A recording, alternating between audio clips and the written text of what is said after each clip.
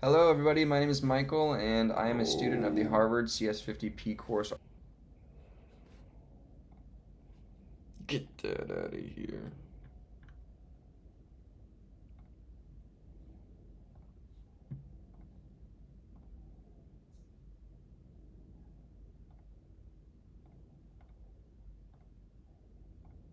CS50P course.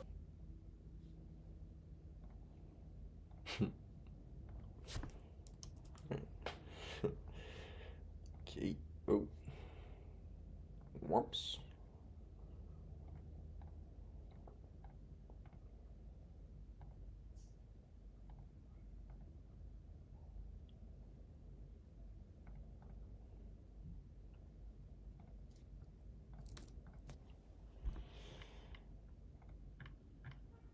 All right. I think we're synced up here.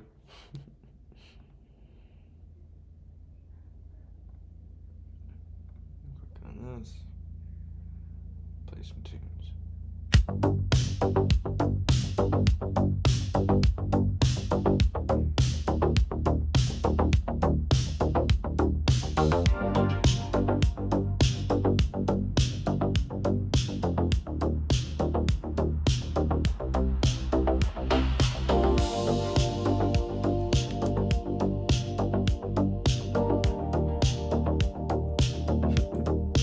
All right. Wait for some homies to roll on in here.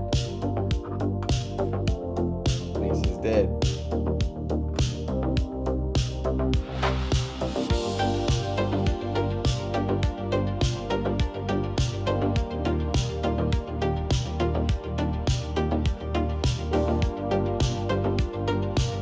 All right. Today, hopefully. Woohoo! Grab a snack, and we'll get this going. Grab a snack.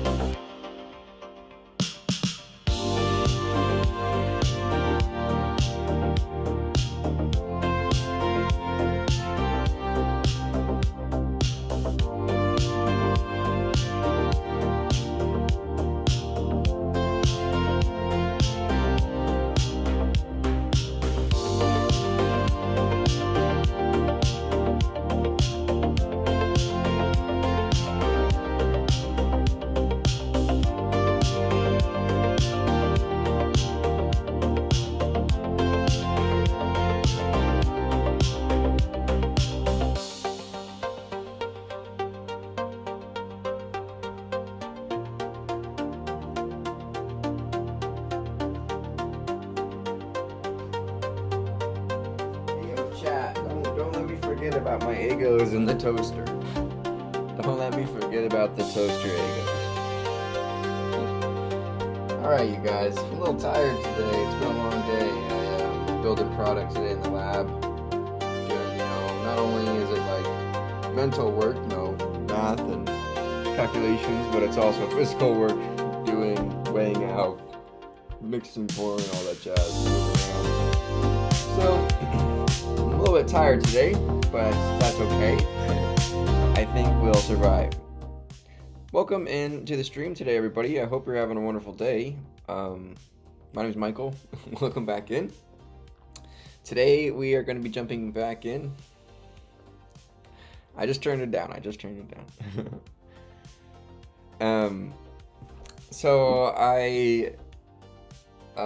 going to be jumping. Today is August 11th, 2025.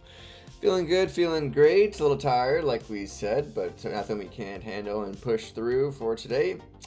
We are going to be hopefully wrapping up this problem set for MIT 6.00002, the Introduction to Computational Thinking and Data Science course, semester 2.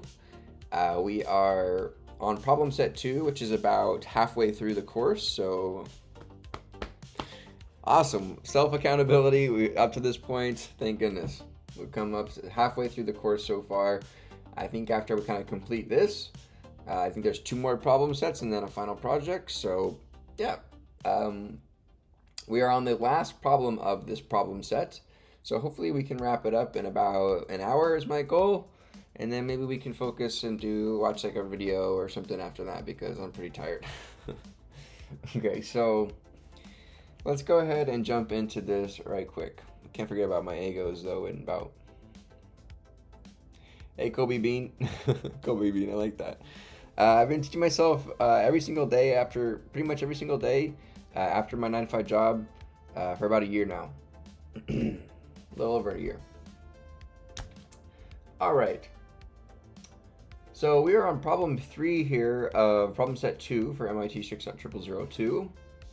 This is find the shortest path using optimized depth first search. Okay, we can find a valid path for a given start to an end node in a graph as an ordered sequence of nodes, right?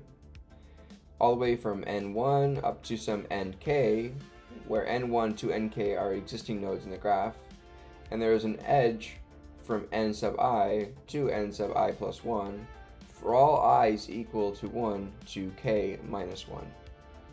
Meaning that a valid path just means that there is an edge that connects each basically vertex together for all sub-vertices within the start to the end. So you never have a breakage, it's always interconnected somehow, right? In figure 2, in figure 2,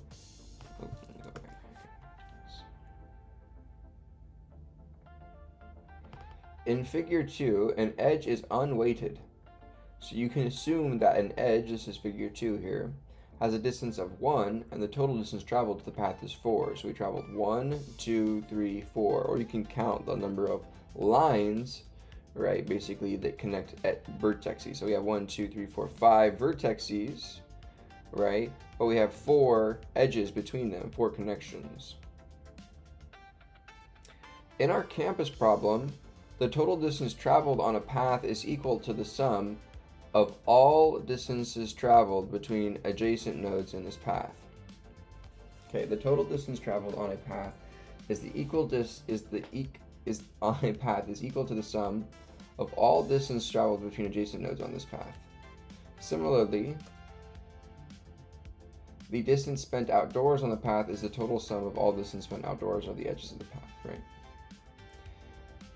Depending on the number of nodes and edges in a graph, there can be multiple valid paths for one node to another, right? There might be more than one path to this vertex, but let's say we go this way and it goes that way versus just this way. Maybe the 2 also connects here, so you can go boom, boom, or you can go boom, boom, boom, boom, right? We define the shortest path between 2 nodes as the path with the least total distance traveled. Total distance traveled. You are trying to minimize the distance traveled while not exceeding the maximum distance outdoors. How do we find the path in the graph? Work off the depth-first traversal algorithm covered in the lecture to discover each of the nodes and their children nodes to build up the possible paths. Note that you'll have to adapt to the algorithm to fit this problem. Read more about DFS for here. Okay, so we did a LeetCode problem a couple weeks ago. That actually kind of introduced us to some more DFS examples, and so using a queue, I remember that. So I think we can do this. So let me go grab my egos. Let go my ego. Adelaide toaster, I'll be right back.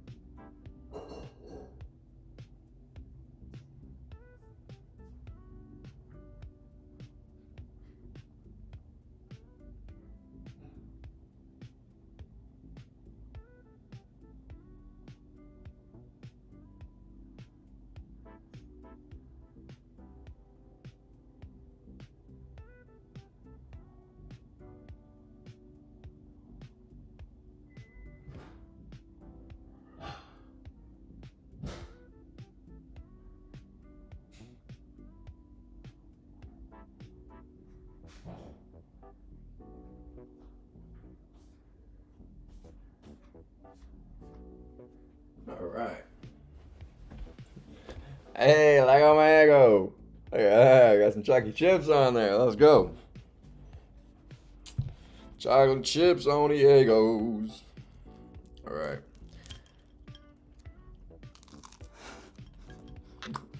Bro lives off chicken and waffles.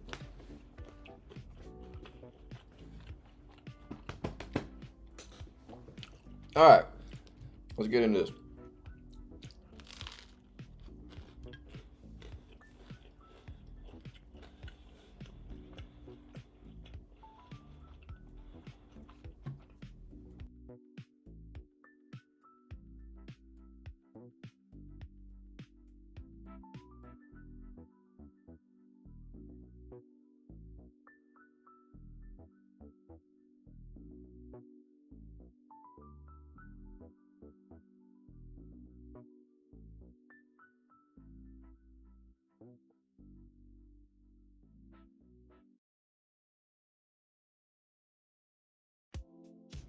All right.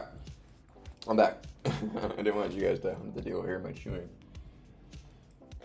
I got some pot pies in the oven though for later when I finish this problem. Okay, so problem 3A, objective function, right? What is the objective function for this problem? What is the constraints? Okay, so let's get into this guy.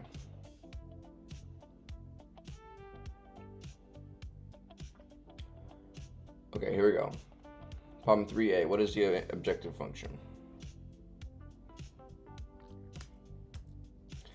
So what are we going to do here? The objective function, so if we go back to our notes, lecture 6 notes, or was it all the way back in lecture 1? No? Start with an objective function. That's the goal is to be maximized or minimized. Constraints go on top of the objective function to influence the outcomes. So the robber has a backpack, he only feels so much. What will he steal? Right? So the objective function for this one is we're trying to minimize or find the shortest path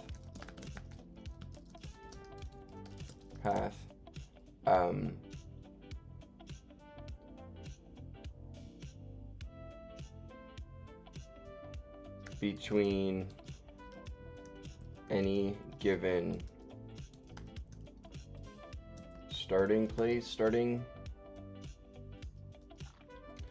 find the shortest path between any given set of buildings on MIT campus, right? Whoa.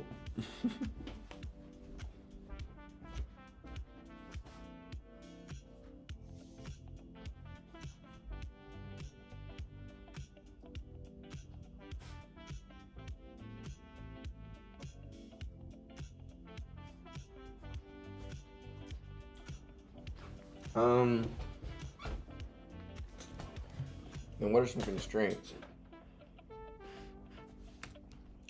So we'll go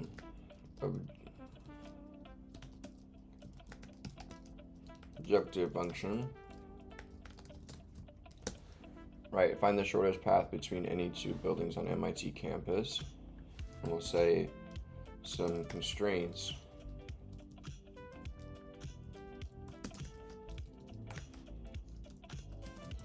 Right, some constraints for this problem are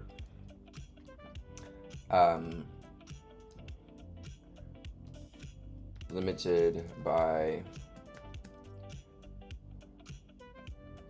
a set amount of time spent traveling outdoors,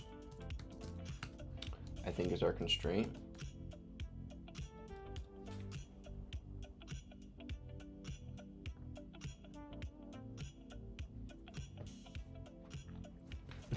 Hey, dude. Hey, Astro, how's it going? Welcome back in. Hey, Marty, how's it going, dude? Hey, Kieran. How do I manage to stay consistent? I haven't been too consistent lately. From what I've been, I've kind of been falling off the wagon. I've only been doing, 5 days a week, let alone 7 days a week, my usual 7 days a week or so. Um, I just, well, for one thing, I replaced code, I replaced gaming with coding. Like I got rid of like all my video game stuff. But then I recently got a PC again because I felt like I was ready to get back into it, kind of drop that habit. And so now I can kind of better control myself and make, it's just like by limiting like temptations of other distractions, and be honest with yourself, things that really aren't serving you purpose. Whether it be like doom scrolling, watching YouTube videos that aren't related to coding, or, you know, honestly, I just had a kind of I had an honest conversation with myself. It was just like, what do I want out of my time, and what do I want out of my investment of time? Because time is really valuable, and since having like a since you know for since like getting a full-time job out of college, you kind of realize like how valuable your time is, and so you really start to it really that you start to kind of grow up. It really helped. Like honestly, I'm just trying to be like honest. It really just kind of wakes you up and be like, man, like there's just some stuff that I just really can't justify spending 3 hours straight doing anymore. When in reality, like for like gaming is fun, but I can only do about like an hour and a half, and then I gotta walk away. Like it may let it like probably like an hour, like 1 or 2 games of Counter Strike, and then I'm done for like 2 days. It's just because, yeah, I got like a relaxation out of that, but I could also get relaxation out of just walking my dog, the same kind of feeling. And I really got no actual other value out of playing Counter Strike other than that relaxation feeling. Some people justify, oh, I'm getting skills or whatever, I don't know, but yeah, it's pretty nuts, huh? It's pretty crazy when you break it down. It's really not a lot of time. It's really not, and you never know what can happen, right? So you get sick. It's I just don't want to look back and be like, man, I wish I wouldn't have. Because there's a lot of times I look back, I spent a lot of times playing games growing up. Maybe I could have been more social in high school and went to more basketball games or football games, or, I mean, I was on the basketball team, but like more football games or more soccer games, or rather than playing Halo with my friend, like a couple of buds. I mean, yeah, I enjoy those times, but like maybe I could have had some other opportunities in other areas, like they got the same kind of, I don't know, 2K hours.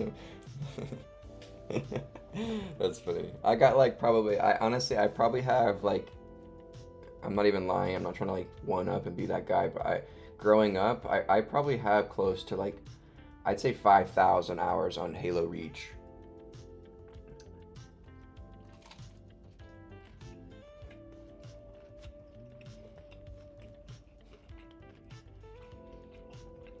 Okay. So, would that be our objective function? What would our objective function for this be, you guys?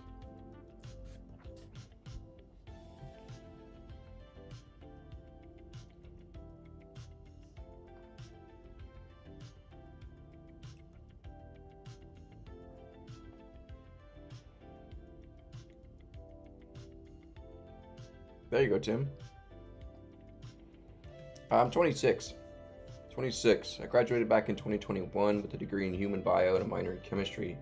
And I work as a formulation chemist for a biotech company in California here.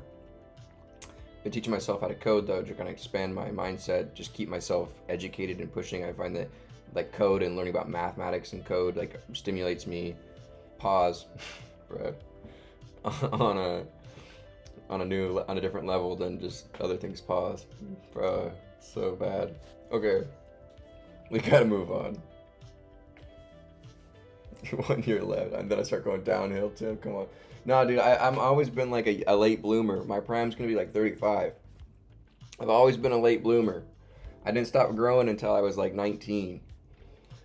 I was like 5'6", like my no, not 5'6", probably like 5'8", 5'9" my senior year of high school, and then I was growing to like 6'1" when I was in freshman year of college. I've always been a late bloomer. I've always been told I have like a baby face. Okay, so are we cool with that objective function for this problem?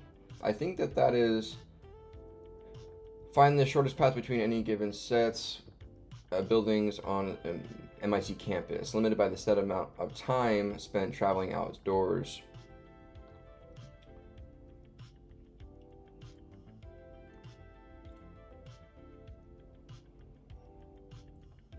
Yeah.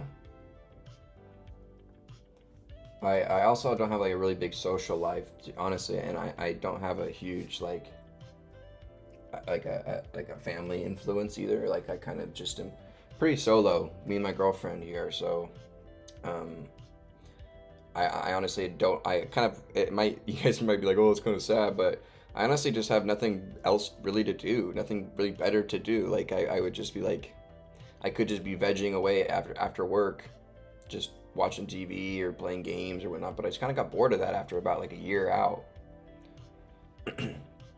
Like it was fun for like a year after college, and then I was like, dude, this is kind of boring.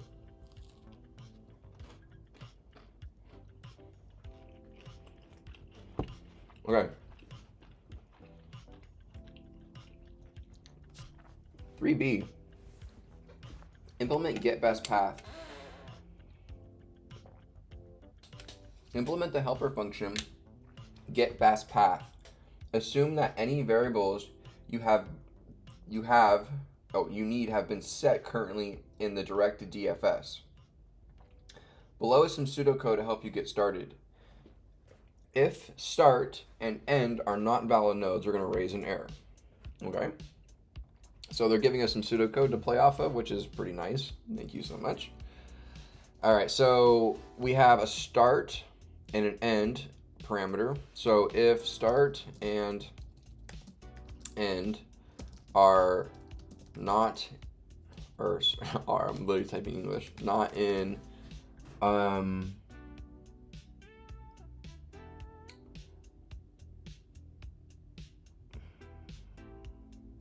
loaded map. So if we go back to our graph, diagraph has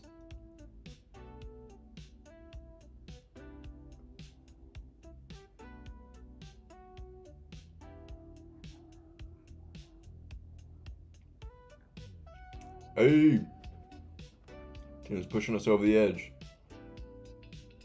Okay, so a diagraph has a set of nodes. Okay, nice. So we can just say this, and we're loading the new map into here.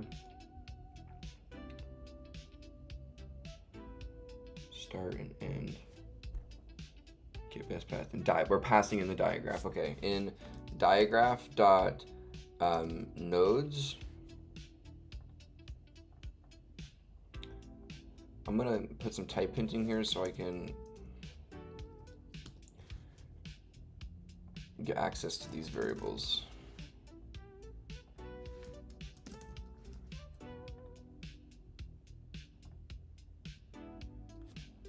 Okay. So a path, a list of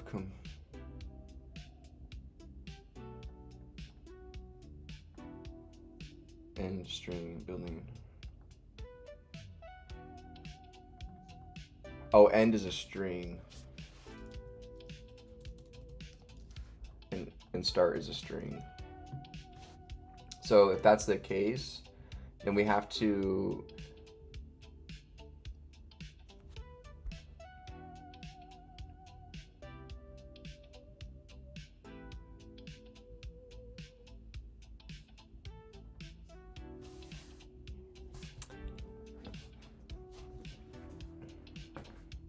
Hey, how's it going? Hey, Prism. Thanks for coming in. Hey, Jer. Hey, Daily Scripts. What's going on? Welcome back in, my guy.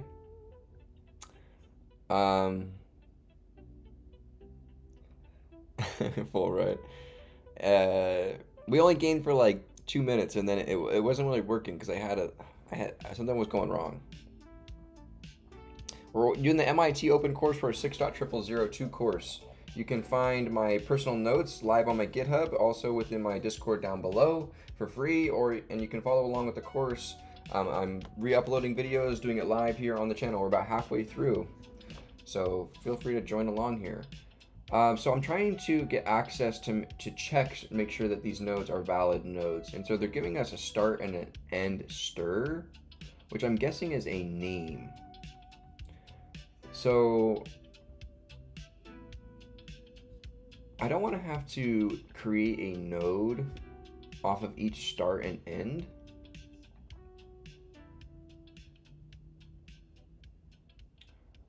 But I might need to. So let's go.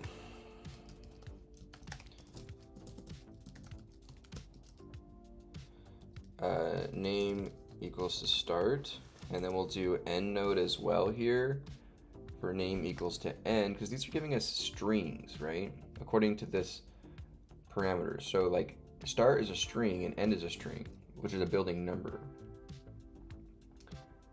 So we're going to create a node. Now we're going to say now we can just check if these are both in there. We're going to raise a value error saying node error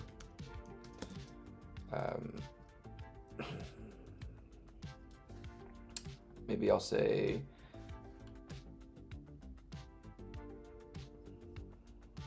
if either or.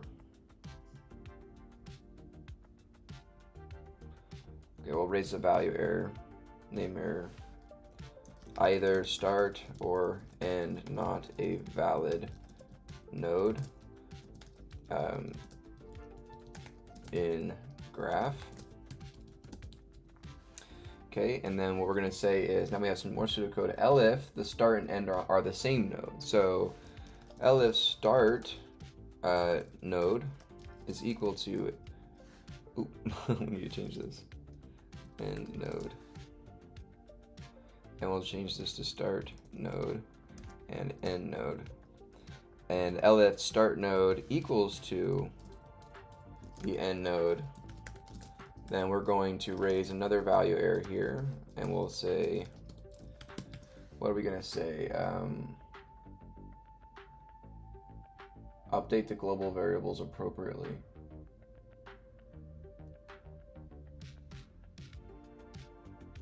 Update the global variables appropriately.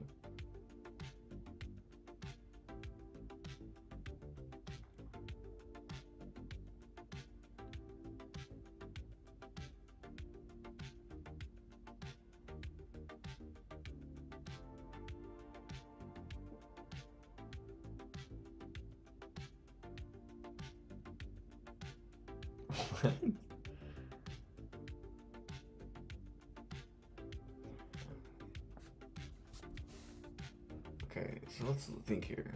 So you have path, a list composed of lists of strings, int,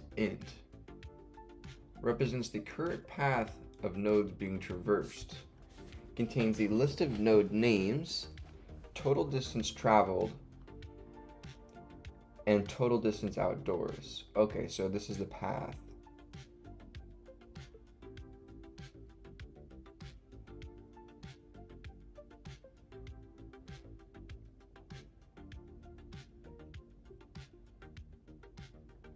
Okay, so let's just pass here for now.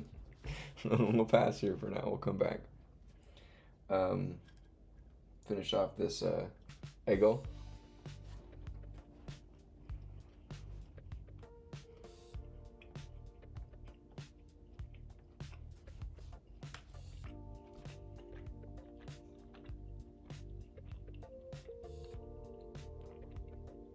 Okay. So else, for all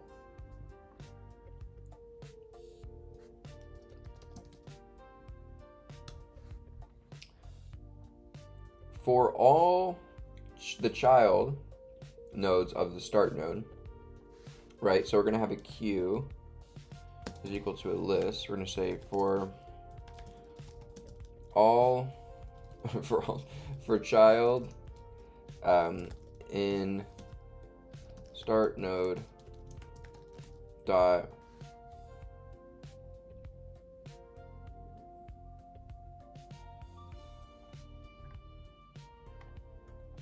so a node only has just a name.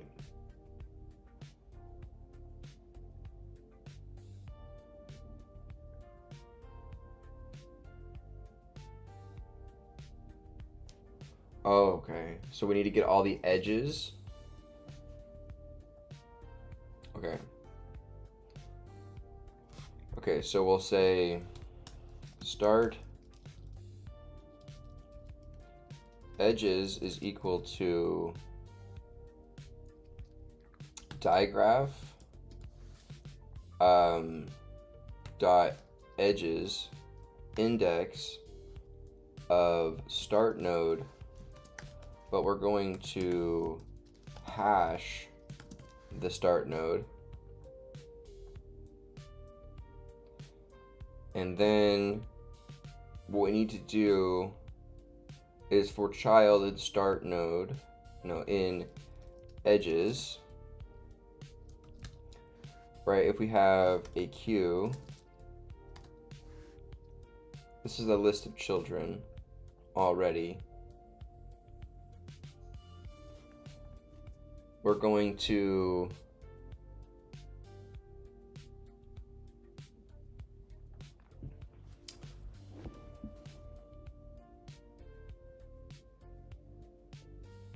wait, what? The digraph has a dictionary of edges.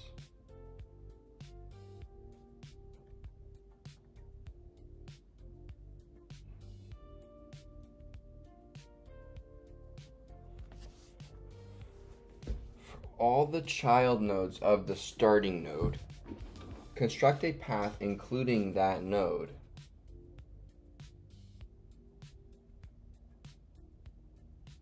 Okay. So if we go back and look at our problem lecture 6 notes here, maybe not, lecture 5 notes.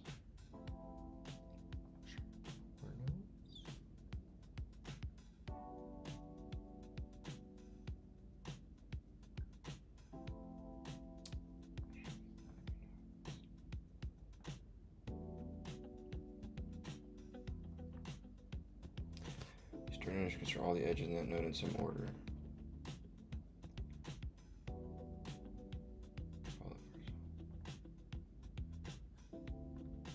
Okay, so we have, let's think about this. We have a node, and we're getting all the edges of that node. So everything that the node touches, right? And so now what we're going to do is go through all of the children and add them to our queue.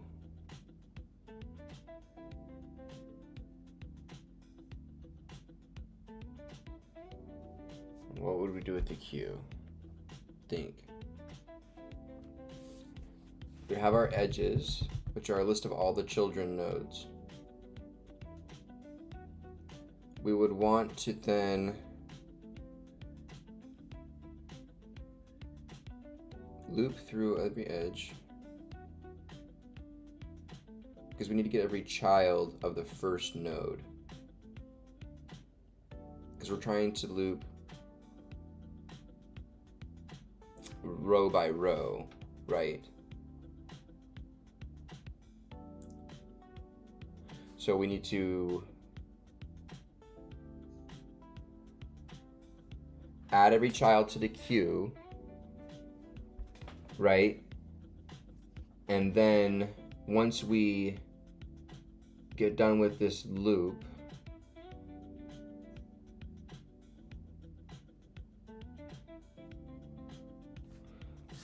right, so we're going to add every child to the queue.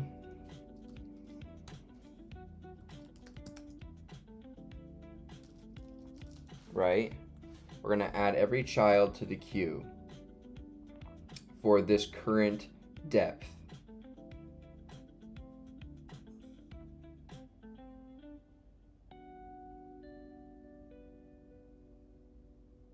And then, oh my gosh, I hate recursion so much. It's my enemy. Like, if I don't do it like 2 days in a row, it's gone. Okay, so we have a node here. Let's say A. We have B, C, D. We have E, F, G, H, like this. We're doing D, F, S. Okay, so we're going to start here. We're going to go through all the children, right? This is all the children in phase 1. We're going to add them to the queue. So our queue has B, C, and D into it. Okay. We then pop B off. Pause.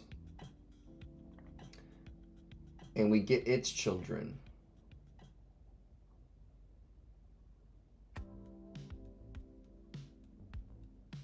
So we add the children, and then so we add all the children. So let's say, okay, B doesn't have any, right?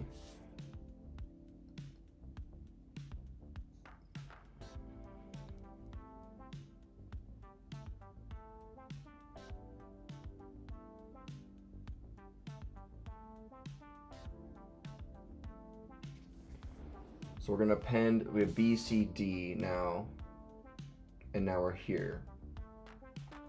Okay, so now what do we need to do? Well, we need to go into B and get all the children from the next row, and then into C and into D.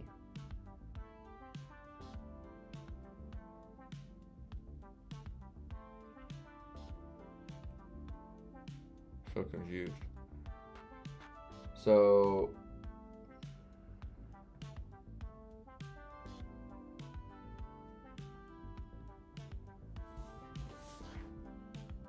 am I on the right track, you guys?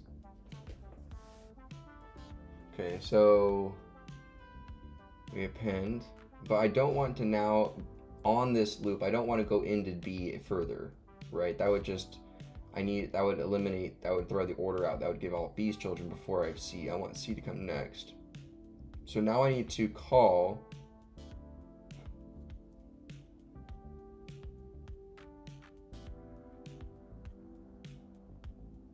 outside of this loop. I need to call the recursive call on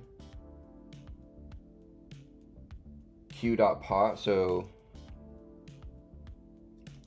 next node is equal to q dot pop, and we'll pop the 0.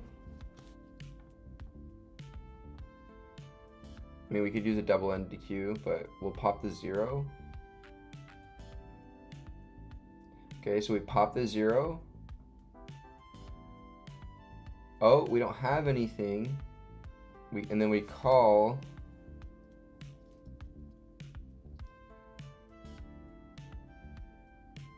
get best path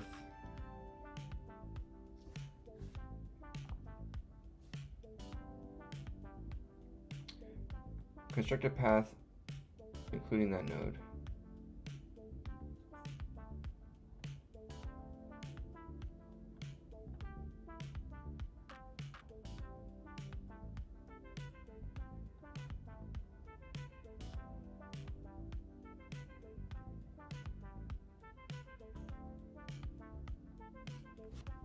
What is this?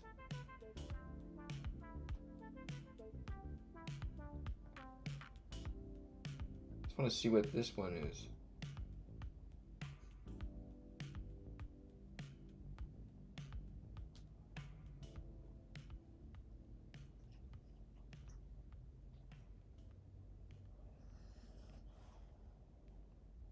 Oh. So this is the recursive algorithm. This is just our this is just the helper function. This is the parent. Okay, got you. Kind of like a leak code problem. So we call get best path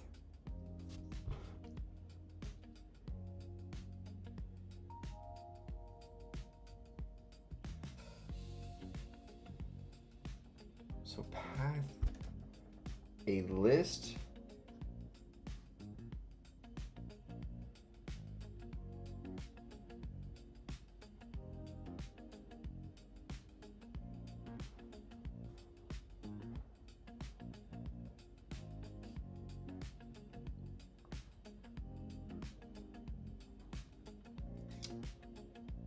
Ah, man, I suck at this so bad. Let me check on my pot pie real quick. Anybody got any hints or any advice? No, don't get anything away.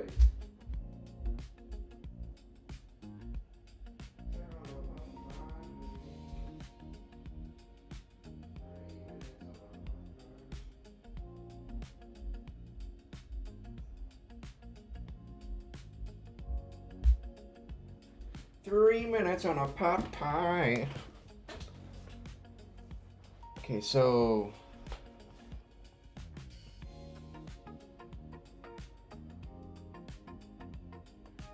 path, a list comprised of strings, represents the current path of nodes being traversed.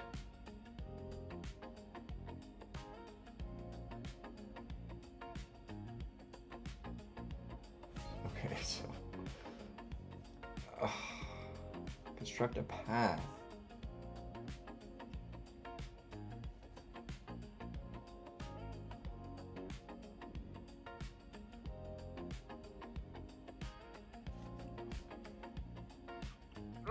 Come on.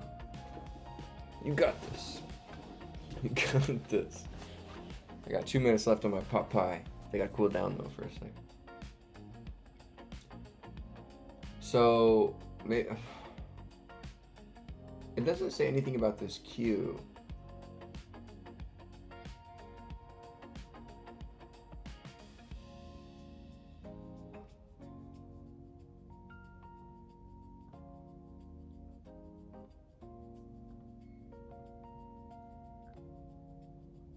Consider all edges that leave that node in some order. Follow the first edge and check to see if it's at the target node. If not, repeat the process from a new node. Continue until either find the goal or run out of options.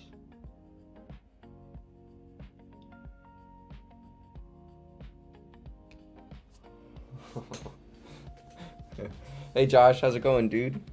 Hey Jordan. A little over a year now. We've been teaching ourselves. Okay, so trying to do DFS. Start an initial node. We have a start node.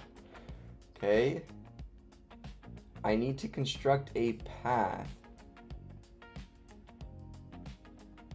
Best distance and best.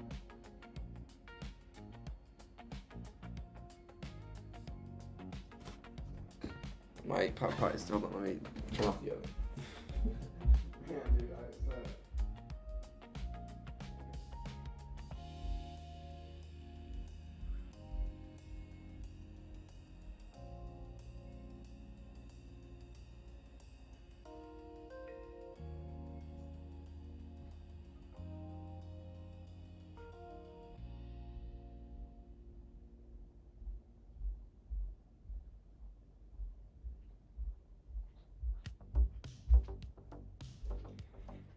Okay.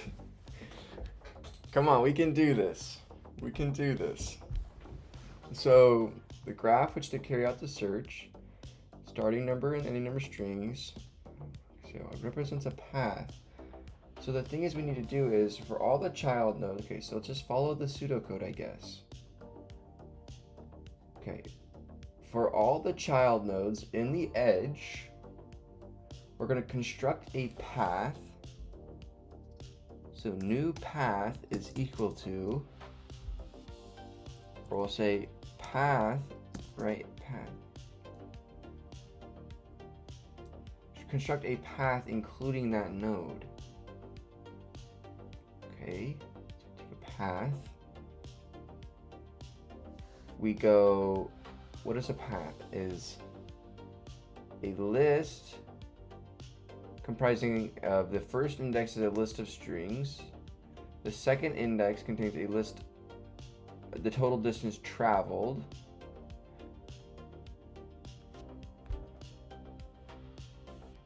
And total distance outdoors is the second integer in the second index. So path is equal to a list where we have in here is the child, but also is the start node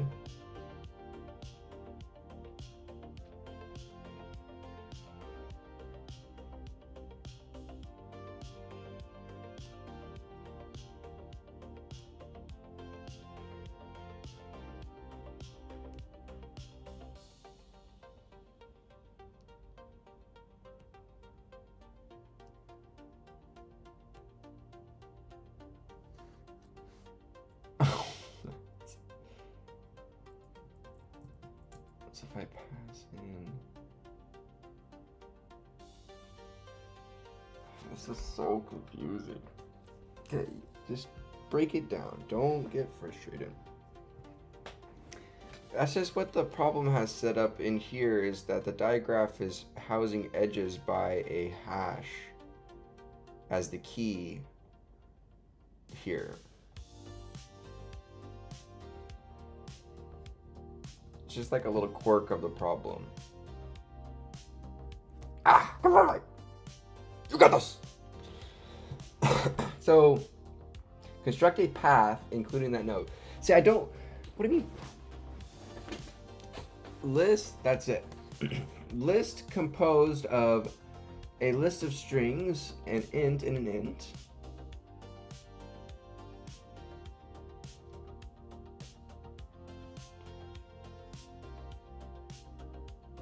So does this edge, the list of edges, which has total distance outdoors. So I'm guessing these are weighted edges.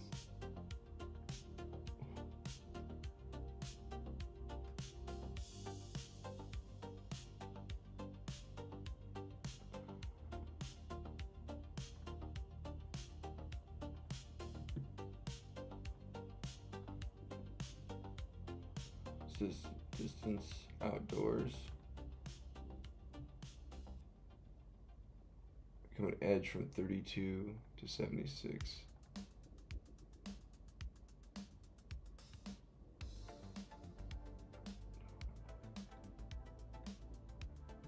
Total distance outdoors.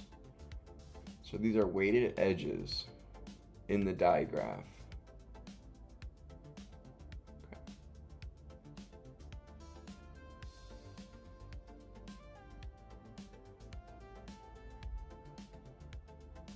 Yeah, these are weighted edges. Okay, so what we would need to do, construct a path including that node.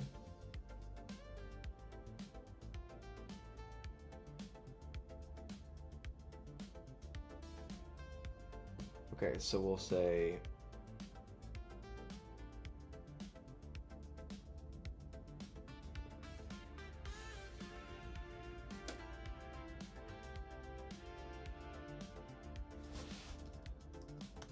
P equals to a path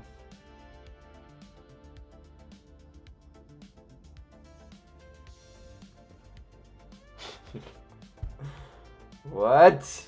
I'm so confused.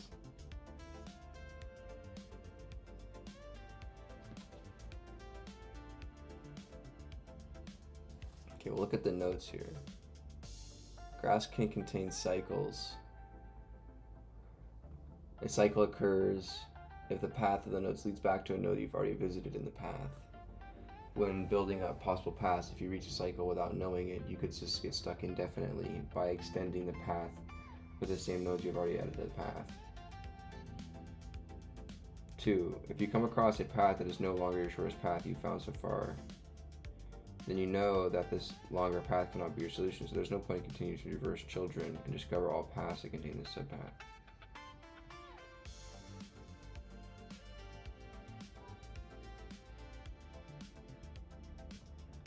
Okay, so we'll say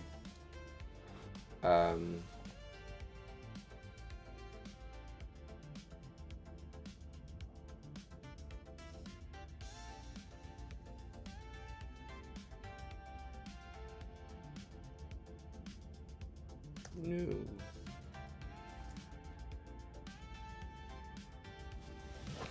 So we're going to construct a new path. So we got to update the values of path with the edge,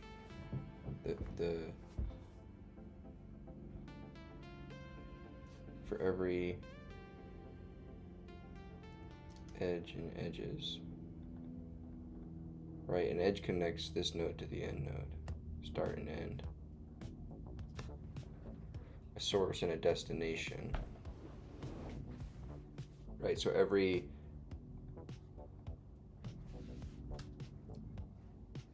we're going to go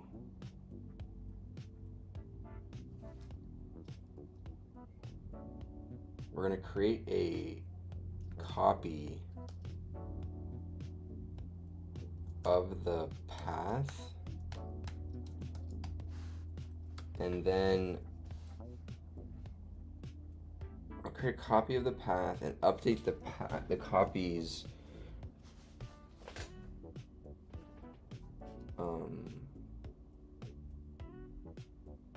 we'll update the copy index 0 dot append, right, edge dot destination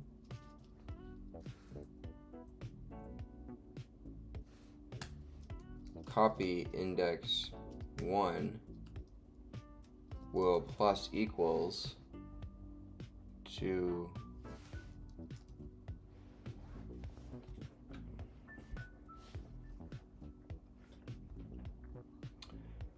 so we're going to go to the edge dot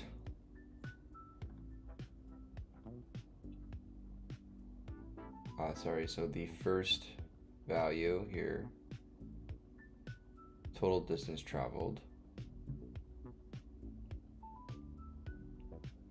So the first index total,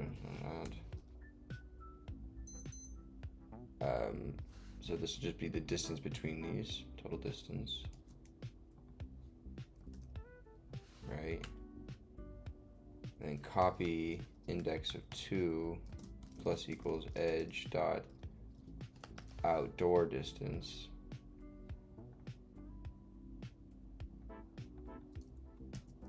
right? Oop.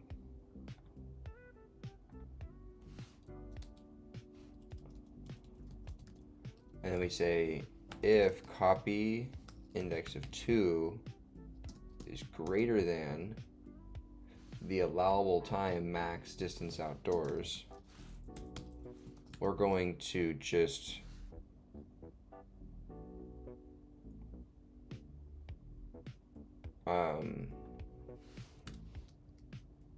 we're gonna continue to the next guy.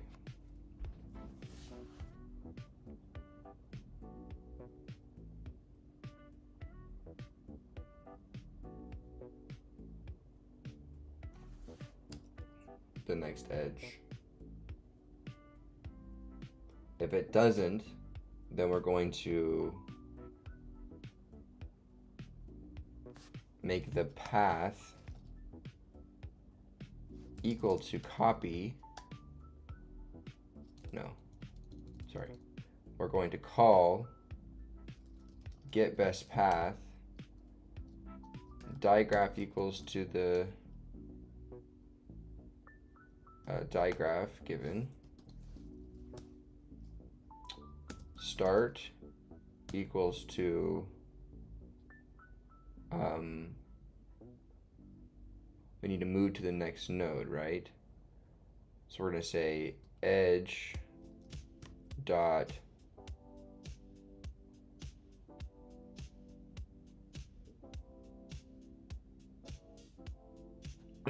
edge dot destination dot name, because it's the string, and then end is going to equal to the edge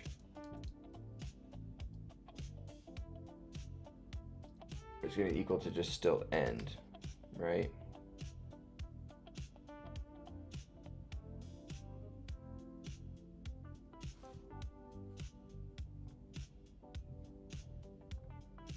Right. Now for path is going to equal to the copy max distance outdoors equals to max distance outdoors and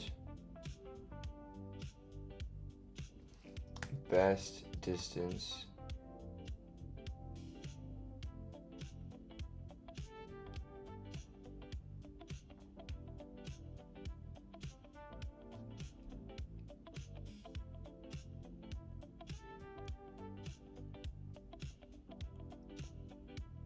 smallest distance between the original start. Oh.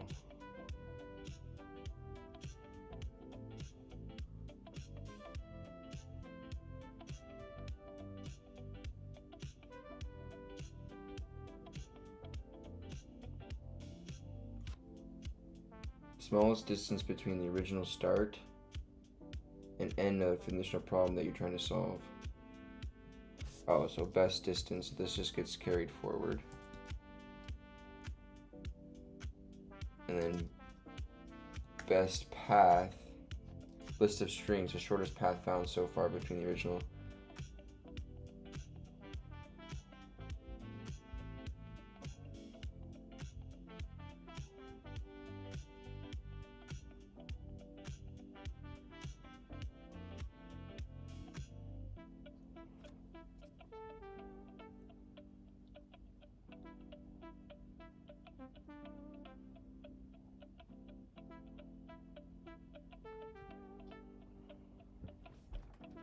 Find the shortest path between building subjects to constraints.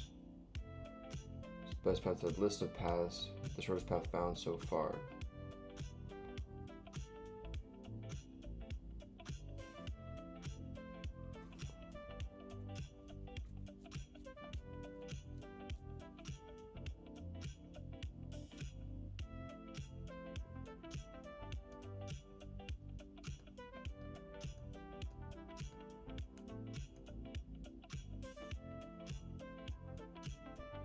Which is going to be the minimum of either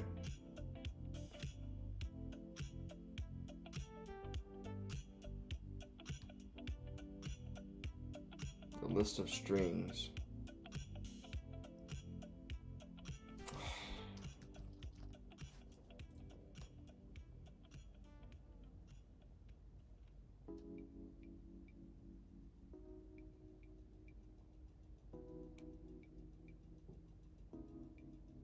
I need to check if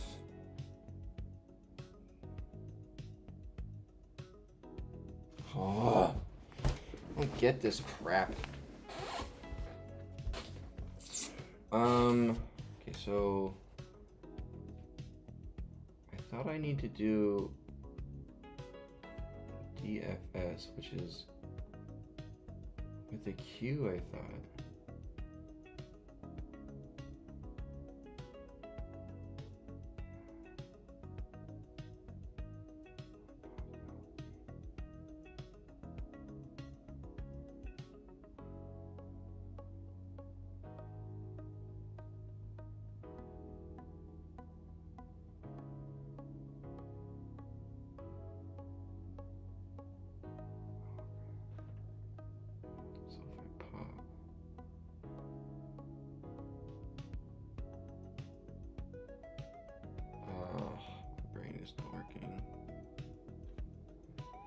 Tired.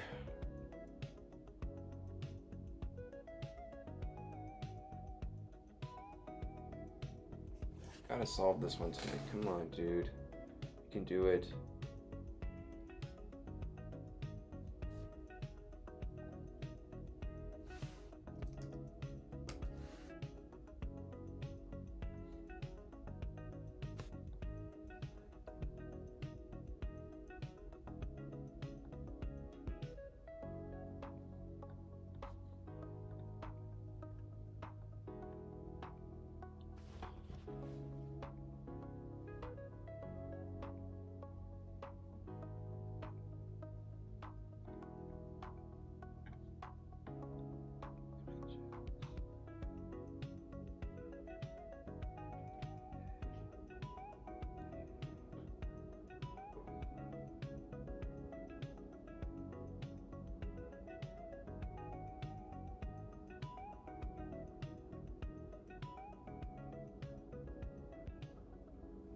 as.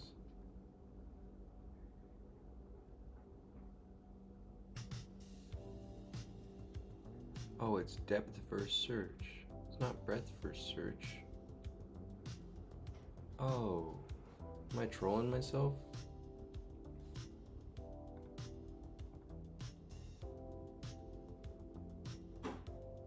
Oh, what the heck am I doing?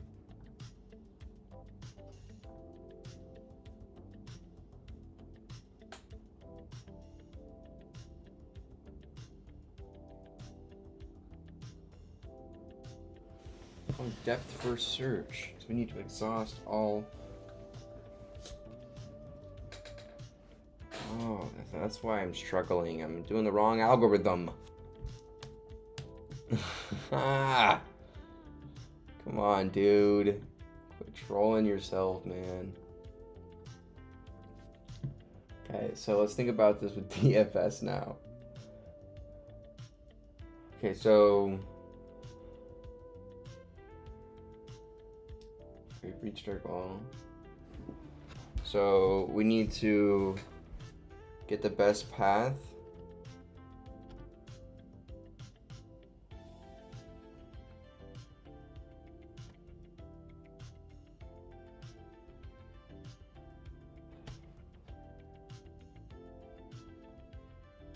So for edge and edges, we're going to create a copy of the path that we're currently dealing with. We're going to add the current destination, update the total distances, both outdoors and total.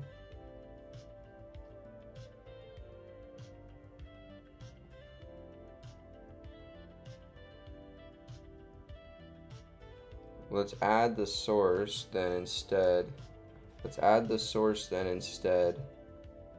And let's add the one that we're currently on.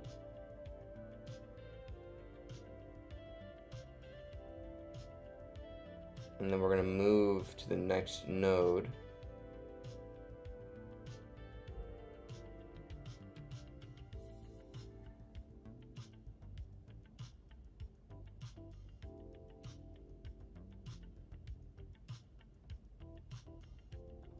Okay, so let's think. So if you have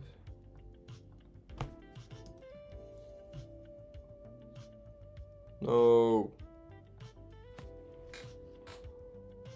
Okay, so let's say we have A, B, C, D,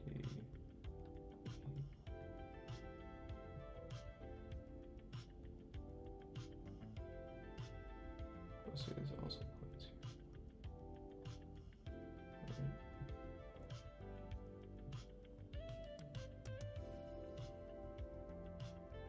So we would say, okay, start here, start on A. Start on A. We're going to loop, we're going to get all the edges that touch A. So we're going to get all of these guys. Okay, we're going to get all of these guys in the loop. So in the loop, we're getting all of these edges, objects, right? In the loop.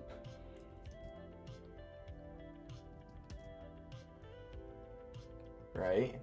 We are then going to create a new path. We're going to update a path for each of these options, right? We're going to update a path for each of these objects, these edge objects, which is what we're doing here. We're taking a copy of the current path and we're adding the source node to it.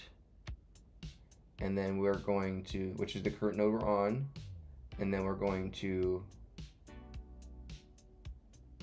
I don't want to add the source node and the destination node every time because then I'll duplicate the initial node. I'll add B and A, and then I'll add B again and A, and I don't want to add B again.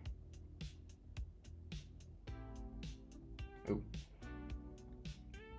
Okay, so then we call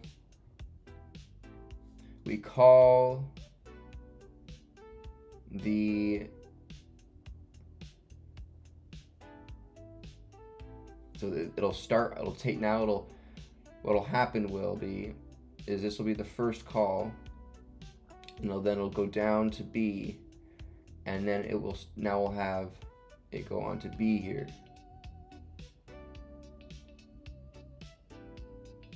And once B is hit, we're gonna,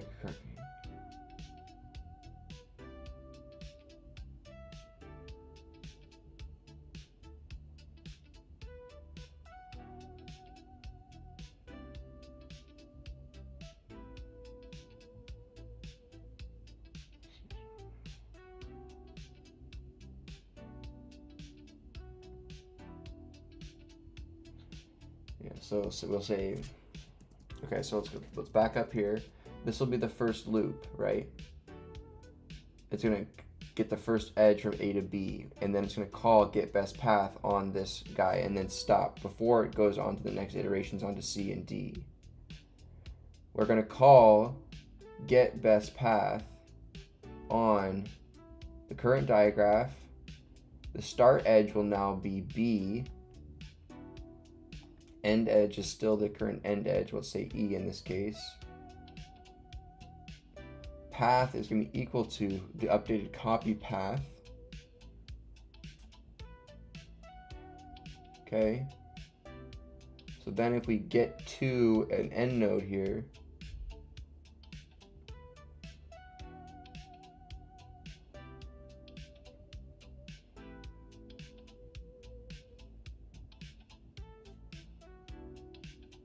but after this loop,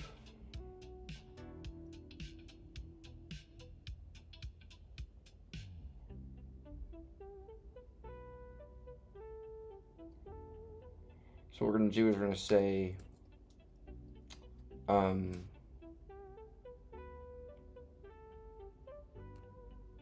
can I add what was returned?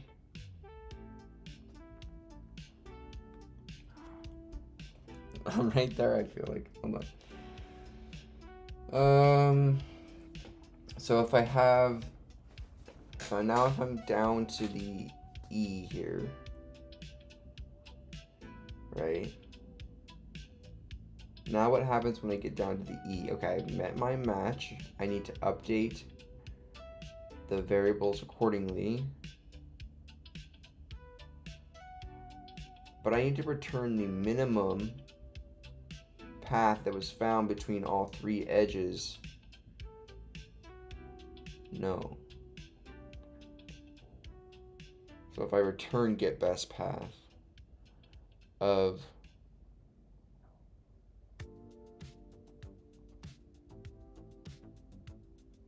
previous call,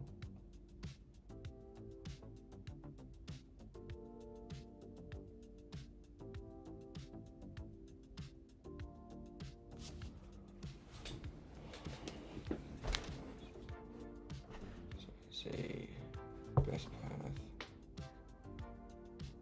So do I just keep best path as going all the way down?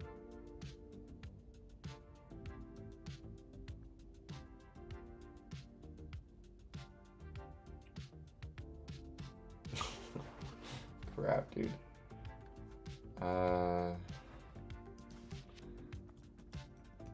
so I'm on here. I would connect the edge between A and B in this loop. I would create a new path, right? Where I have A now as the first, and then I have, let's say this is 1, and the total distance outdoors is 1, 1, and 1.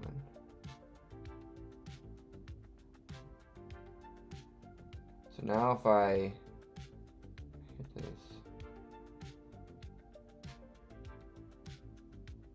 So what do I need to return? I need to return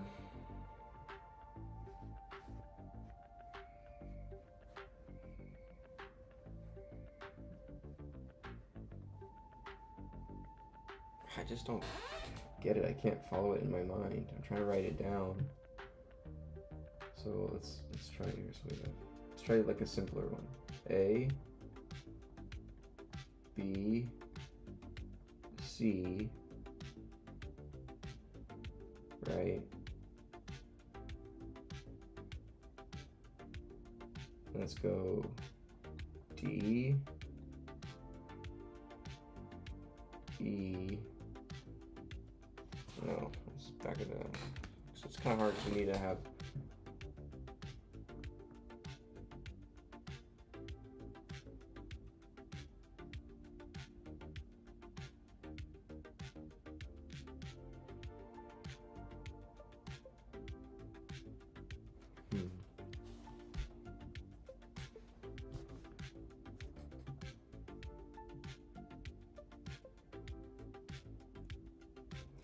So we start here on A.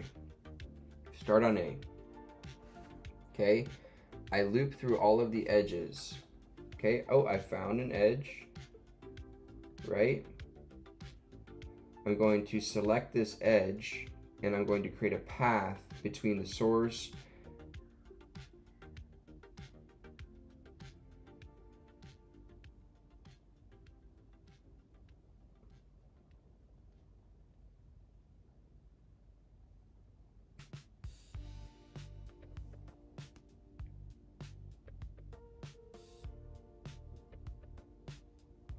also in the directed DFS you don't even call path.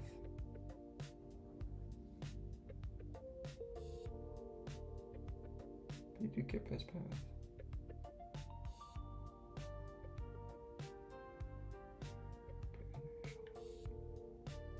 So let's assume that your start node is already in your path. So let's add the destination node. Let's assume that the start node that you start on is already in your path.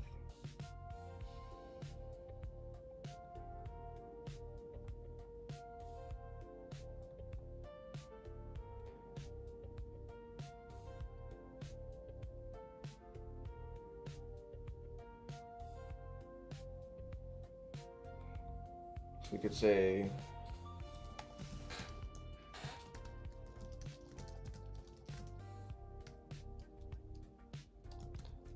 let's go ahead and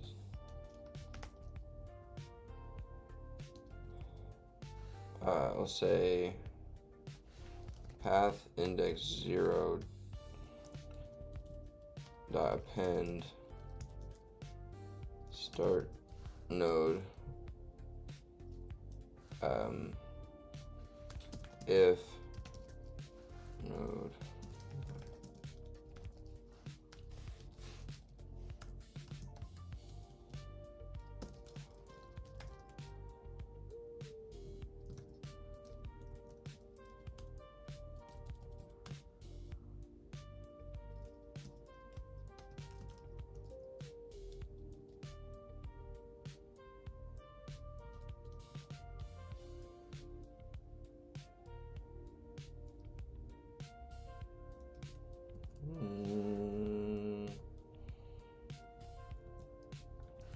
whatever.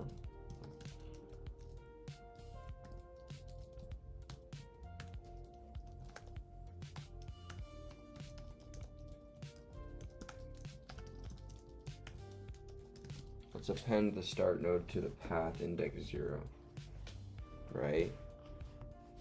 If the start node is not in there. So now each time, after the first time, it will be in there, so this won't be hit. So now what we can say is, now the thing is I'm not getting is update the global variables appropriately for if the start node equals to the end node.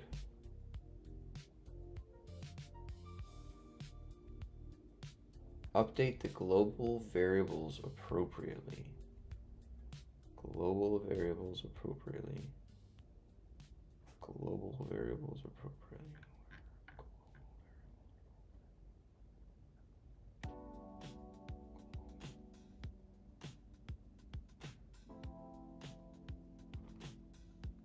Global variables.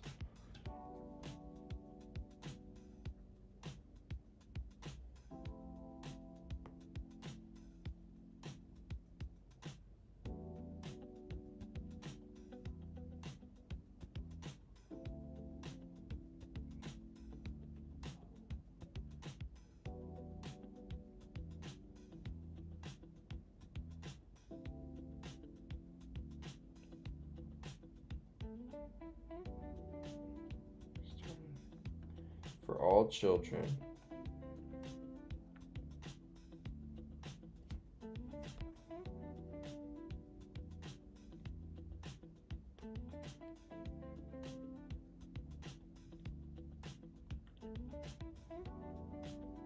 try the path including that node. Then recursively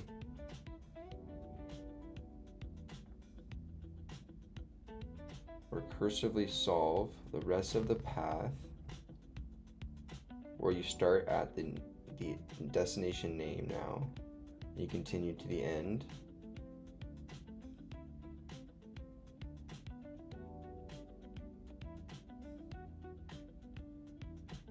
Path is equal to the copy that we made. This stays. Best does.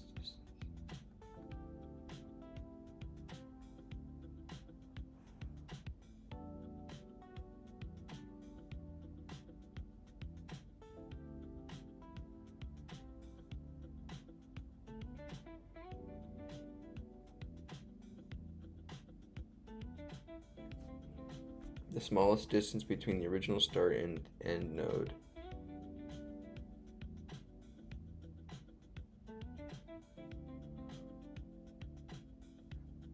What we're trying to solve.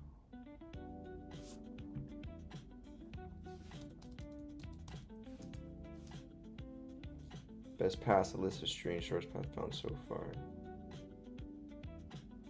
Okay, so then if we backtrack back up, once we've found, do I need to do anything after this? Like,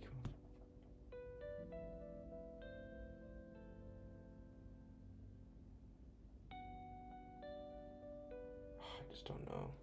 I just don't get it. Just don't get it.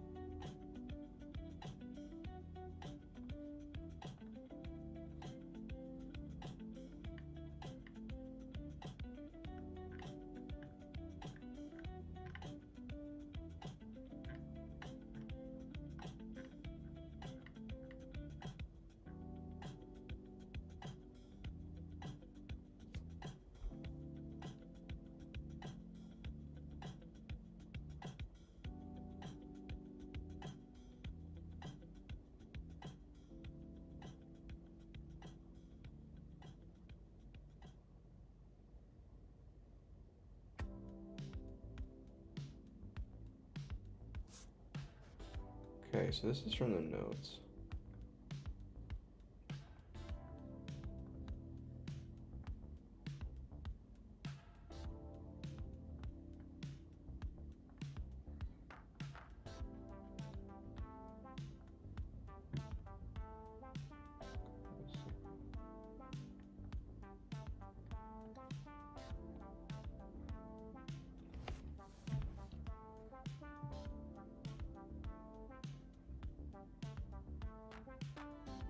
Edge.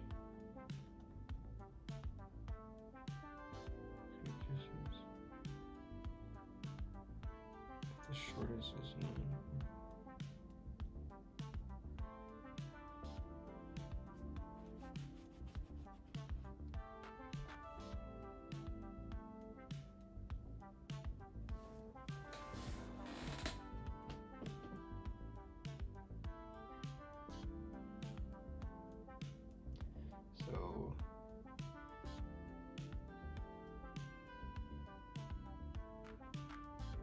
for edge.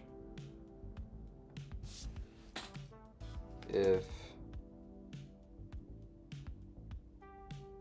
edge dot destination in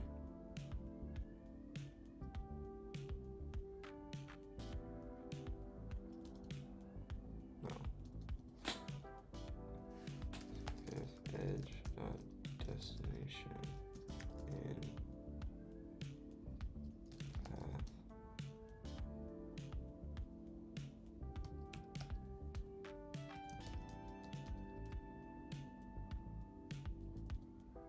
right, then if edge dot destination in path index 0, then we're going to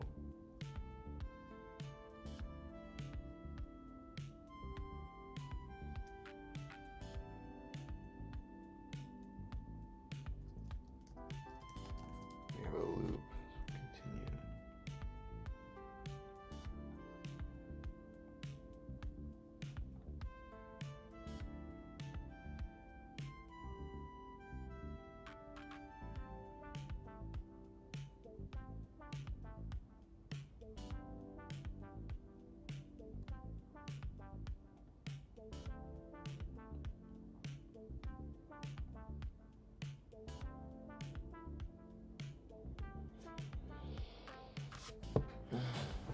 Okay, so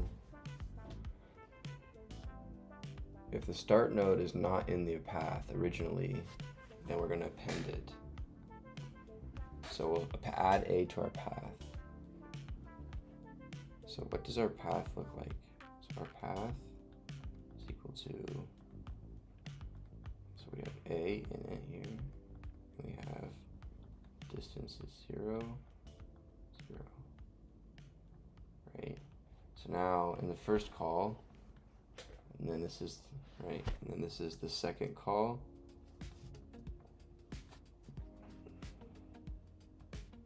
So in the first call,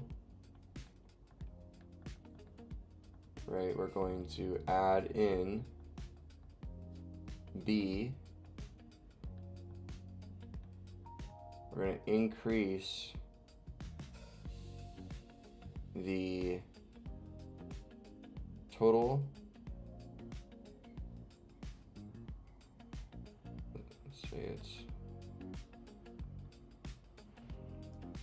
let's just say everything's 1. So 1 and 1. Everything is an output.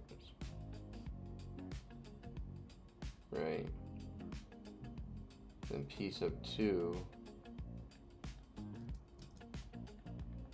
And add in A, B, and D.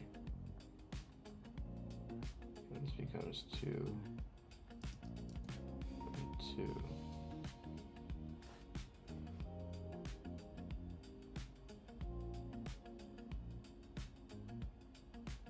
So then, if this equals to that, we return our path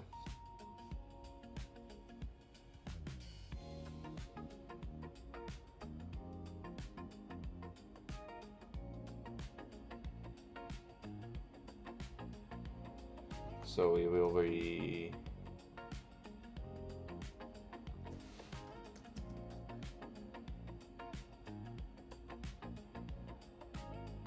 returns a tuple with the shortest path from start to end represented by a list of building numbers.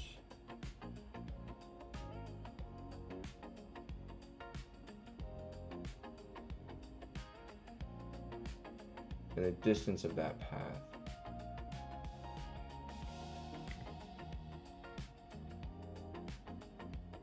So we're going to return the path that was found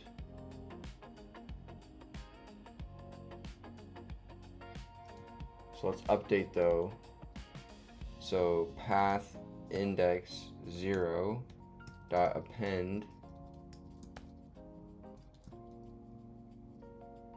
end node path index of 1 plus equals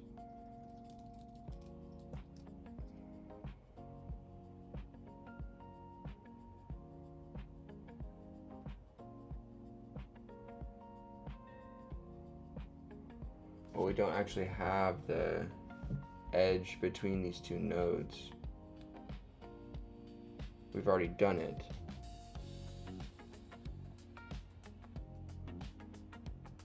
So we actually just need to return the path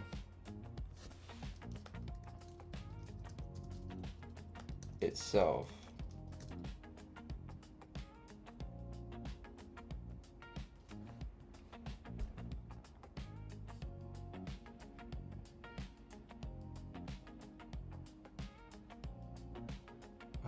I have no idea, dude.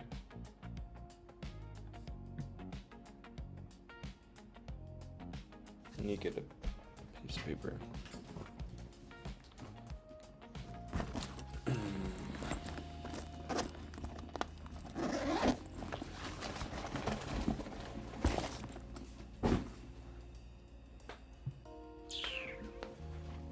Get my pop powders too.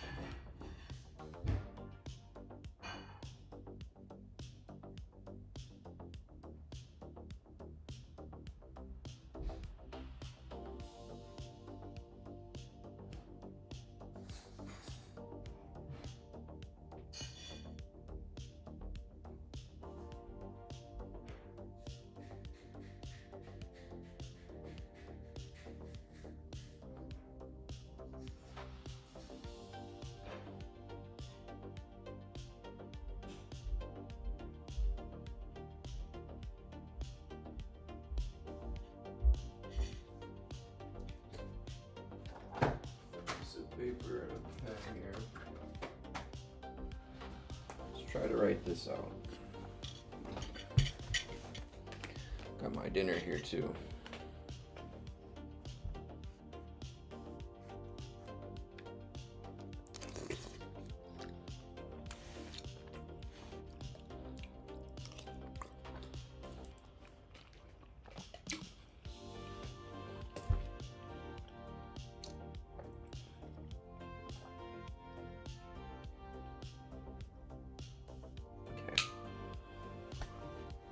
So I'm gonna write this out.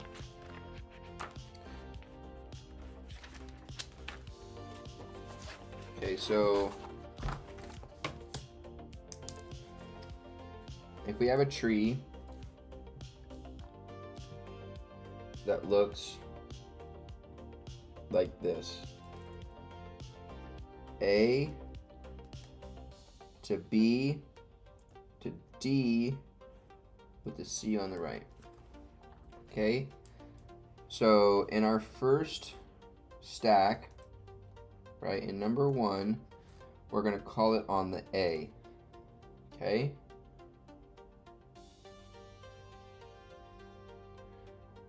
right, we're going to call it on the A. Our path,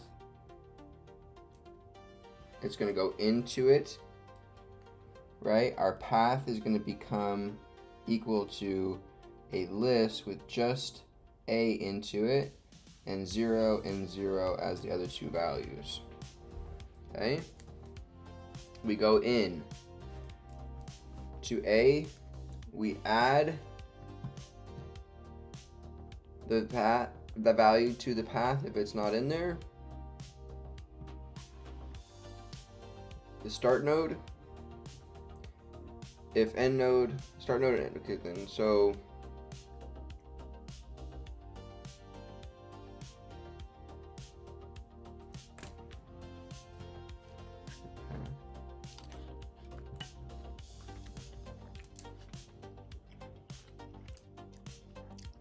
we return the path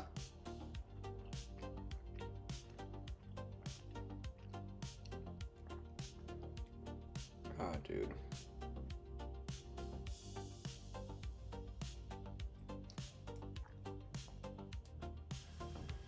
Okay, so then we start on the A.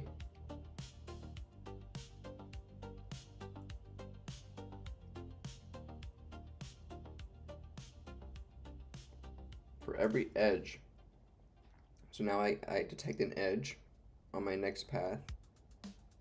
My next call, I'm going to call it on the B, and my path will become, let's say there's a weight.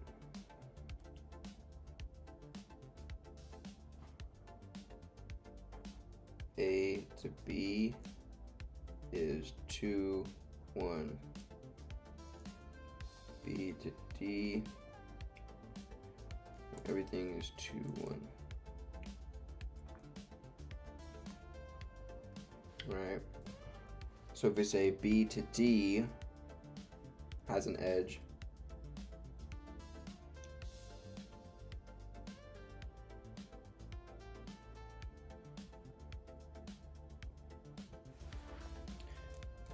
of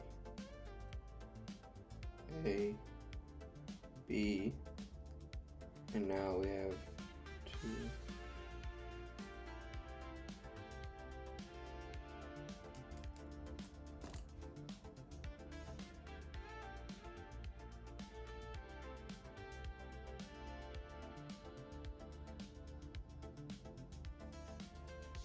Oh.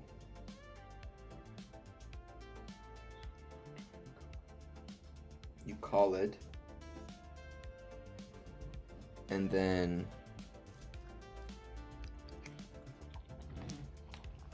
okay, so you call, so maybe we leave them as zeros until we find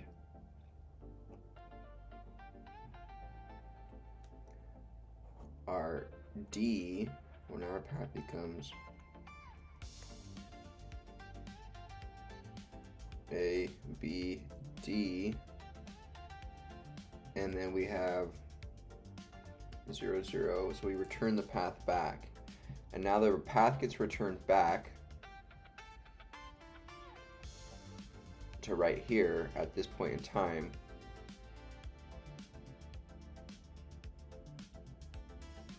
Now we would need to take the minimum, no.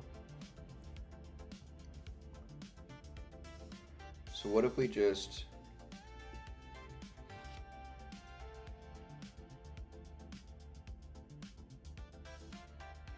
we'll increase it each time. Okay, so let's back it up. On the A, our path is equal to just A.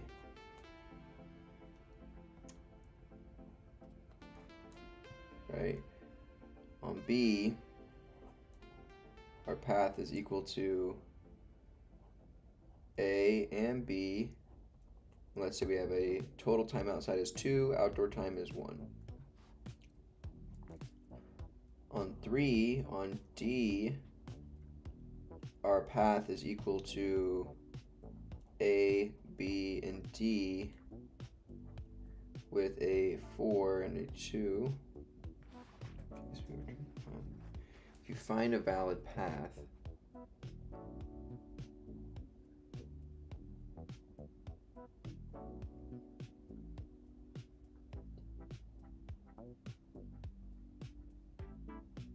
so we need to find all the valid paths.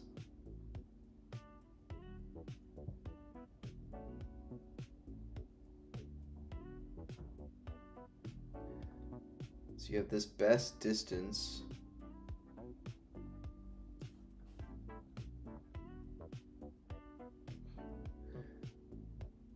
The smallest distance between the original start and end node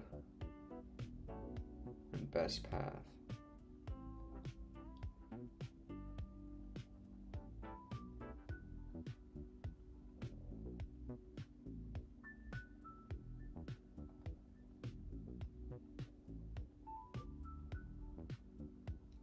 I just don't know what to do with these.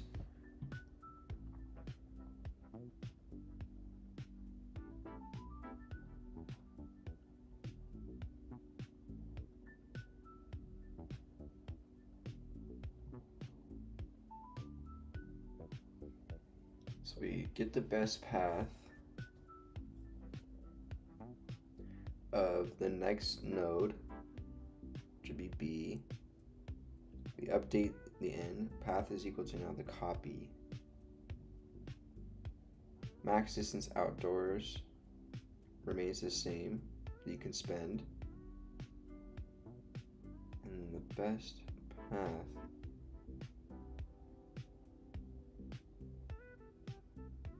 at this point is nothing.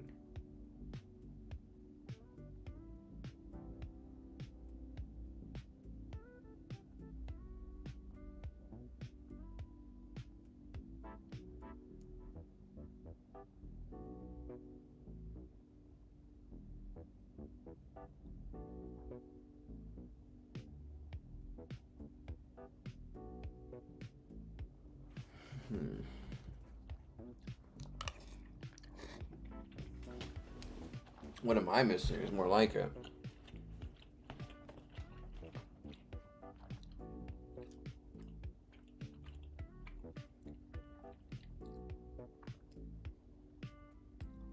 So, for every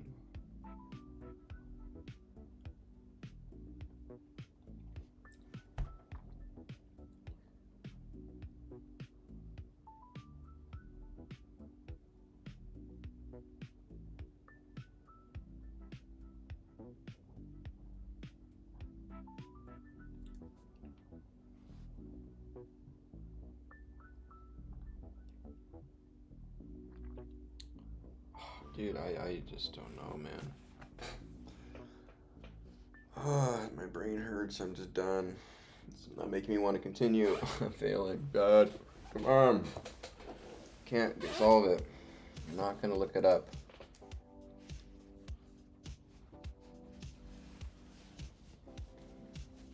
Why is my foot?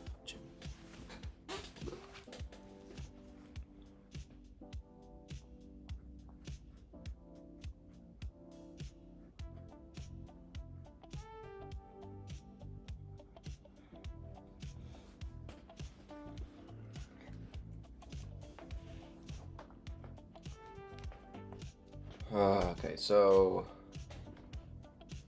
why can't I do this?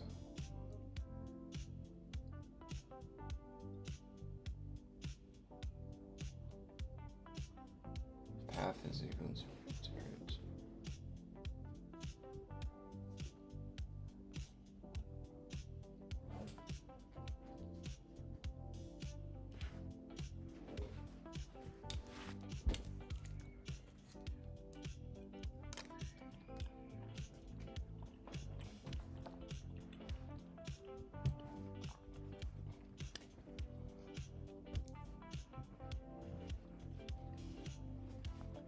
Okay. Every node. We call this down to the next node until we reach our base case where we return our path.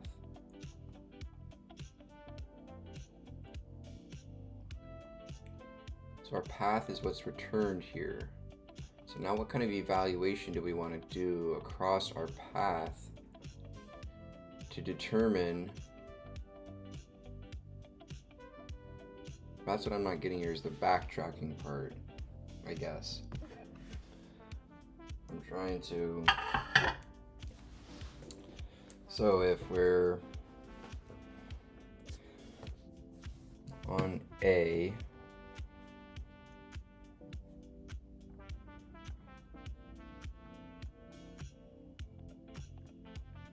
let's just do a simple example, A, B, C.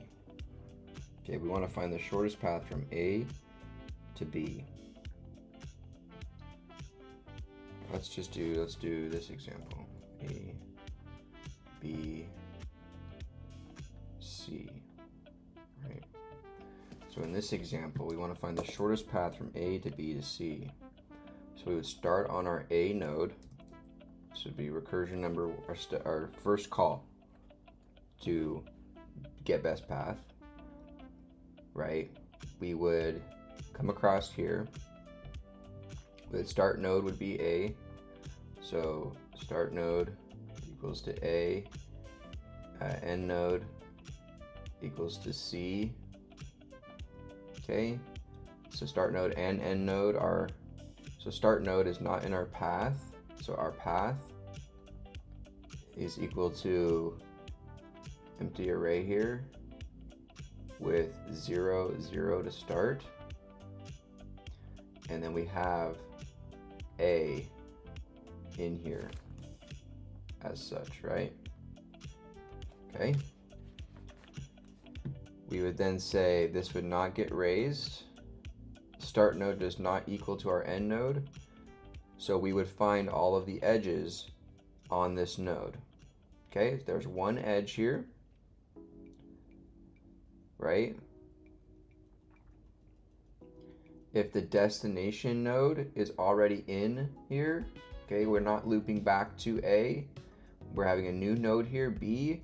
So we're gonna create a copy path is equal to, and let's say that the total is equal to 2, and we'll say outside is equal to 1 on this edge, right? So let's say we have a list here of A now and B, right? We're appending the edge destination B to the path copy index 0, and then we are adding the total distance to 1, and that is our copy path.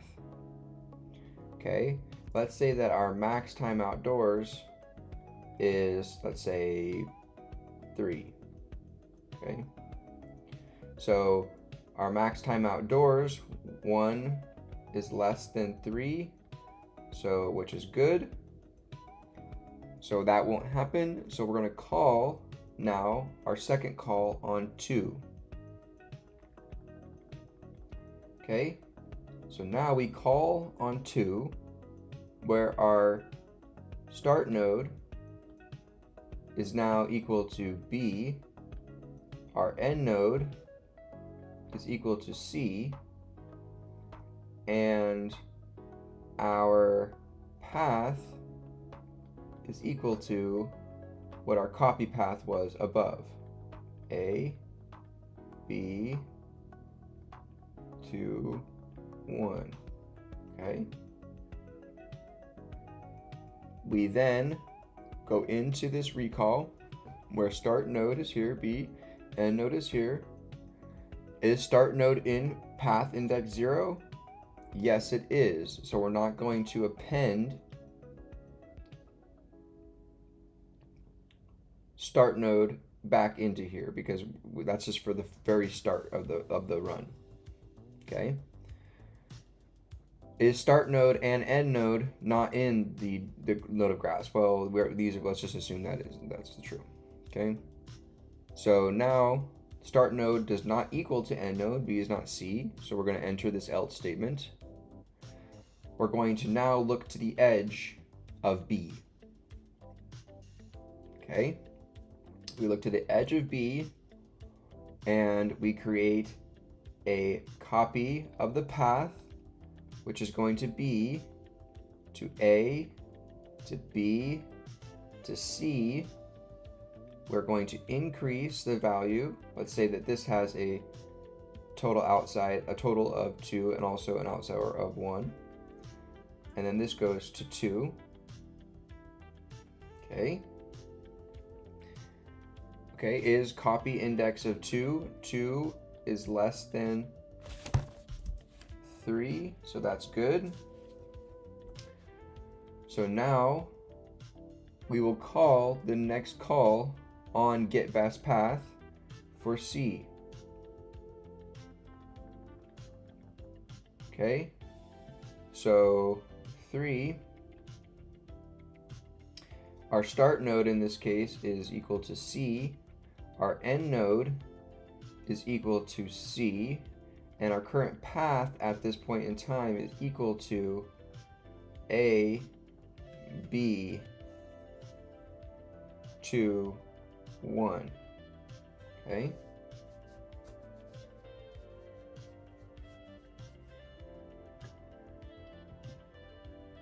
The thing is in the previous call, we've already and our copy path is ABC. Sorry.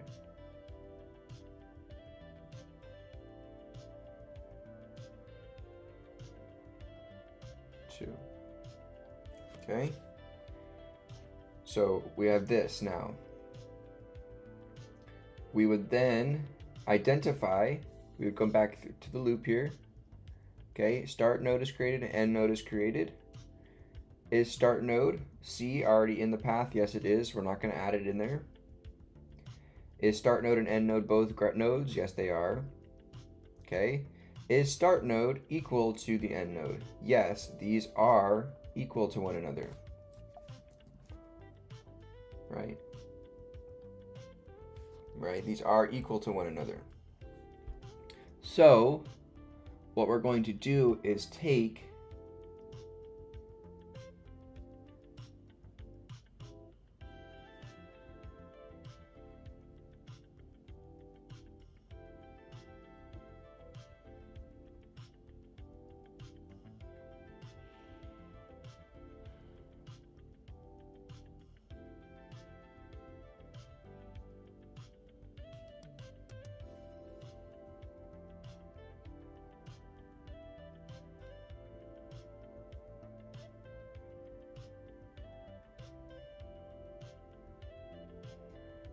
okay, so now we're going to take the path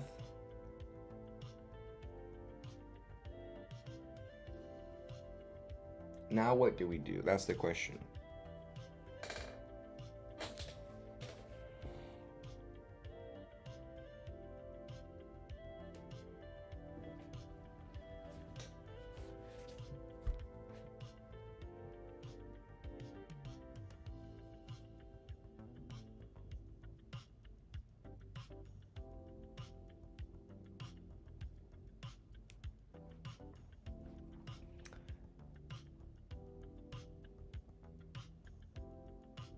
Yeah, the overall concept of the algorithm isn't hard. It's just they're amplifying the difficulty of the problem by kind of by just baking in all this other objects inside of it. So like and then having this path be more elaborate as well. They're just making it harder on purpose. I feel like. Um, but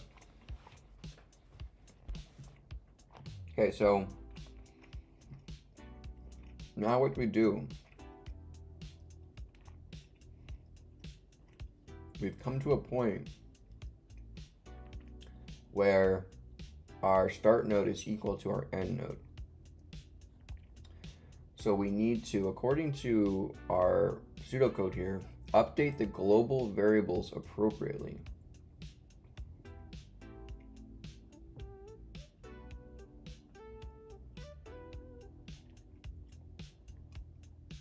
Update the global variables appropriately.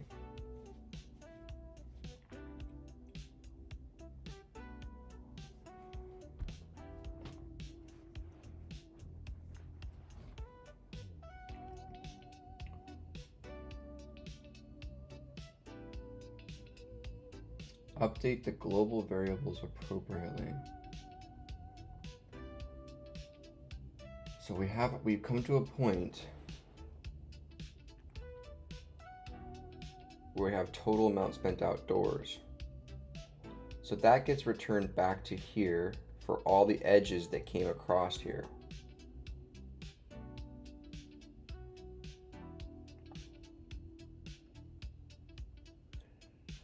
Now, do I want to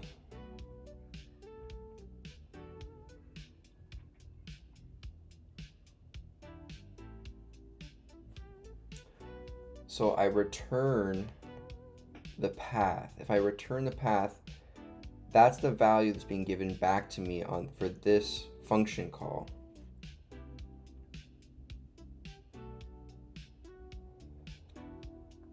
So then what do I do with it?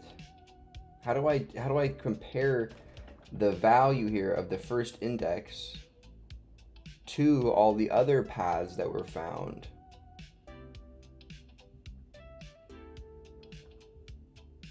So if we get to this point and we hit a base case that we get a value, So we'll say valid path is equal to this. And if we get one back, we're going to, add it to a list of valid paths.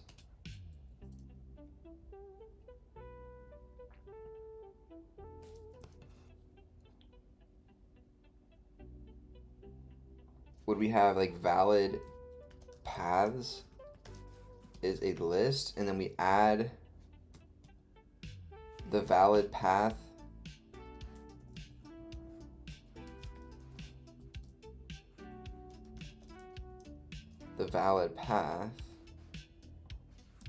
So then after we find all of the valid paths,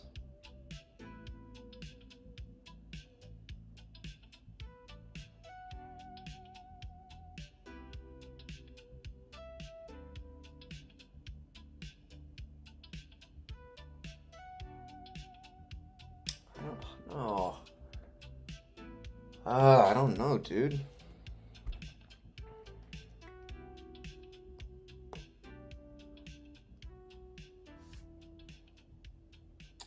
I don't see any global variable though.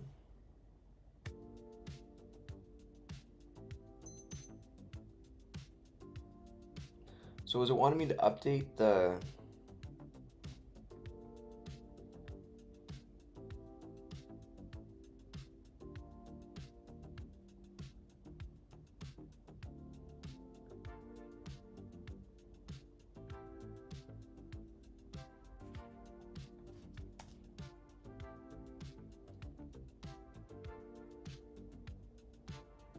I suck, dude. I'm so bad. So it returns the path back. But what do I do with it? I have no idea what to do. So I take the path within this initial loop.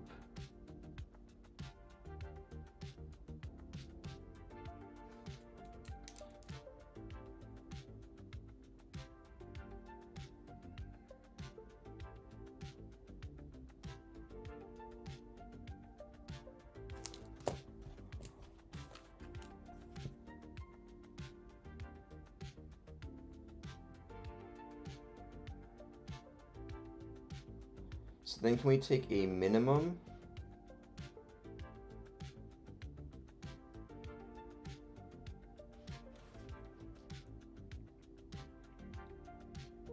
of this loop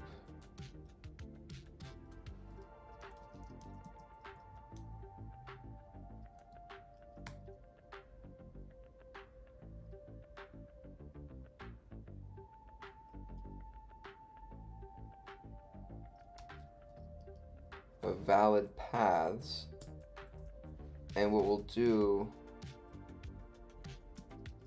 is we'll write a lambda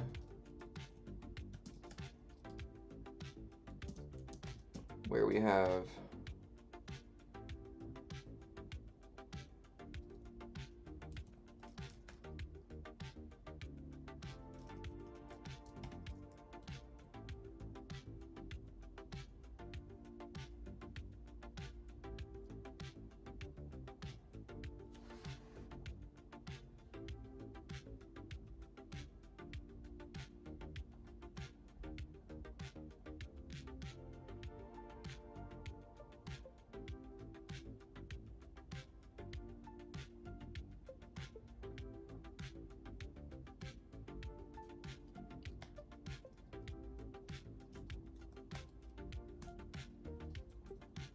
a filter based off the first index of every value within the iterable of valid paths.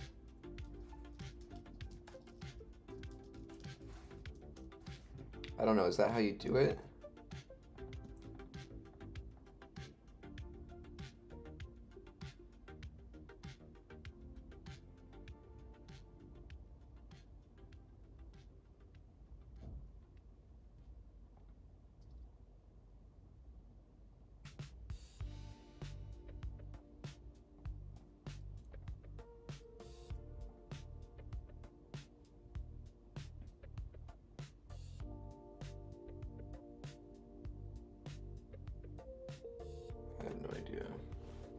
Dude, so trash.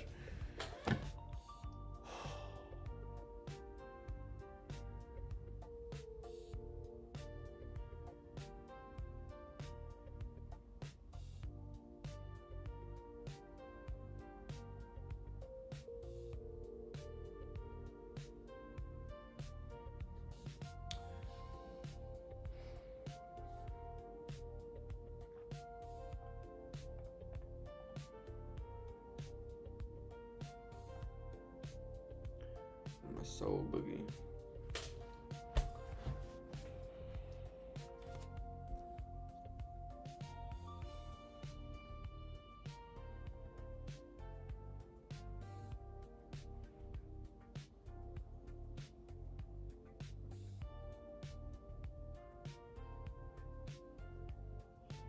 I have no idea, dude.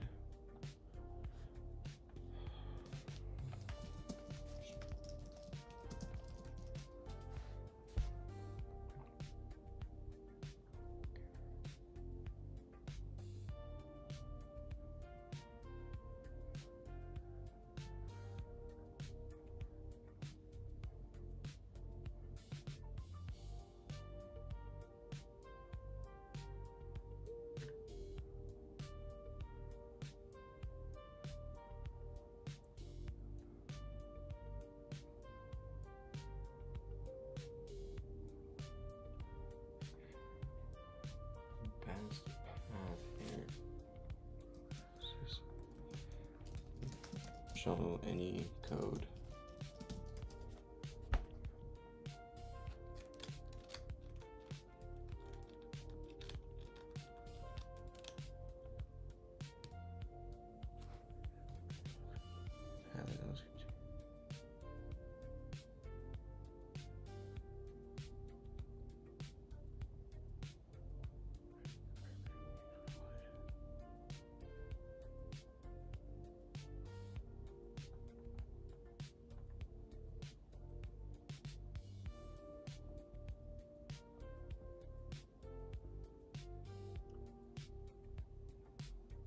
Collect only valid paths that meet constraints and don't return none from failed branches.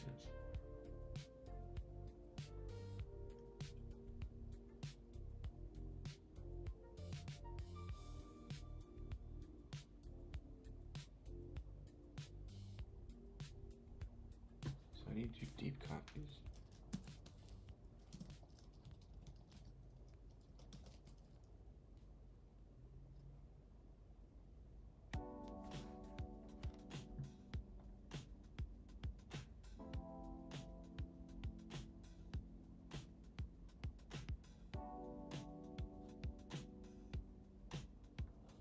Let's just do this. Let's just say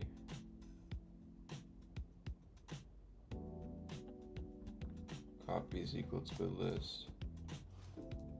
It's equal to the it's equal to a list.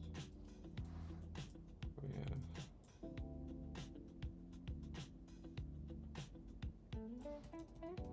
path index 0.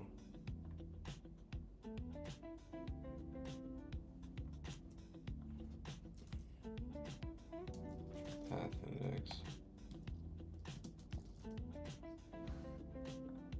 What can I just say?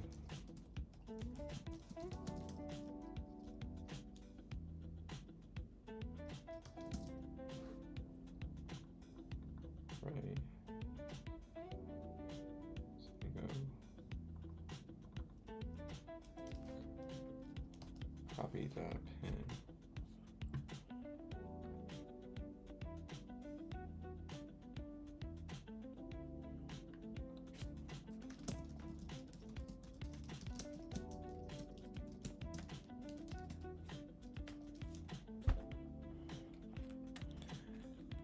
Find all the paths from start to end in your directed graph, subject to the constraint that the total outdoor distance is less than or equal to the max distance outdoors.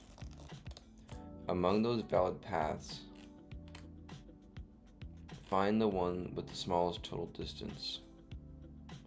Return that path and its total distance or none if no path fits the constraint. You have a current path a list of nodes, total distance, and current outdoor distance. If the current node equals the end node, you found a path and you return it. For each neighbor of the current node, check if the visiting neighbor violates the outdoor distance constraint.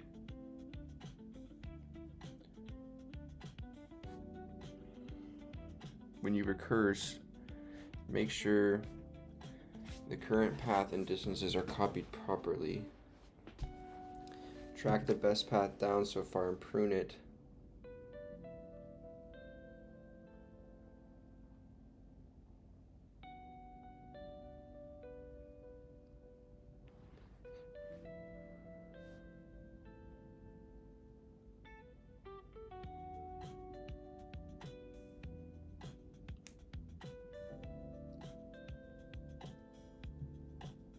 For each recursive call, you might get either a valid path or none.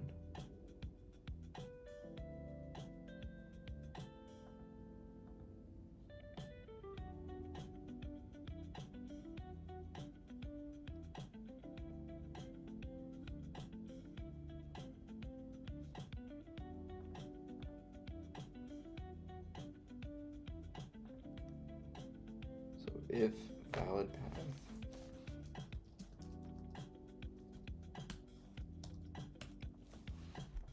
path, stop end.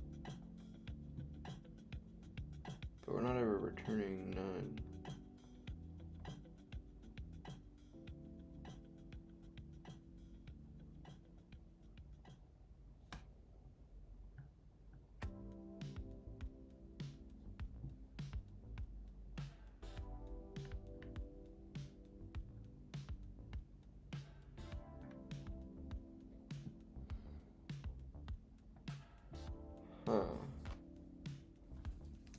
How do those changes affect this?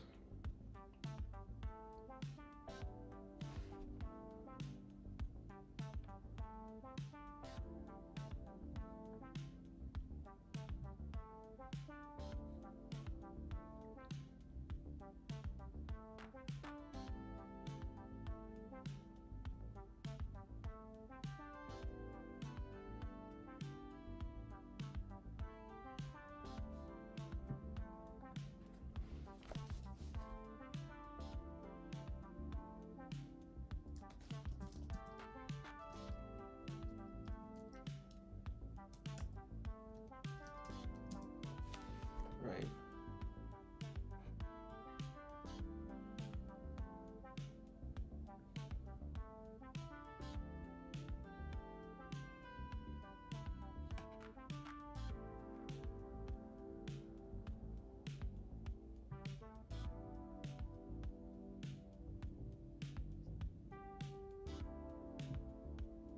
So in order to do a deep copy of a list within a list, you have to do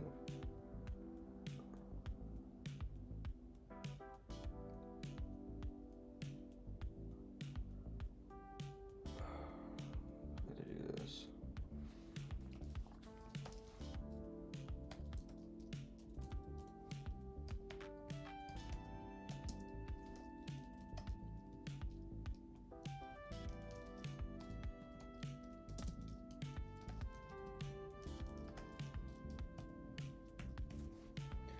Right? That'll take the deep copy.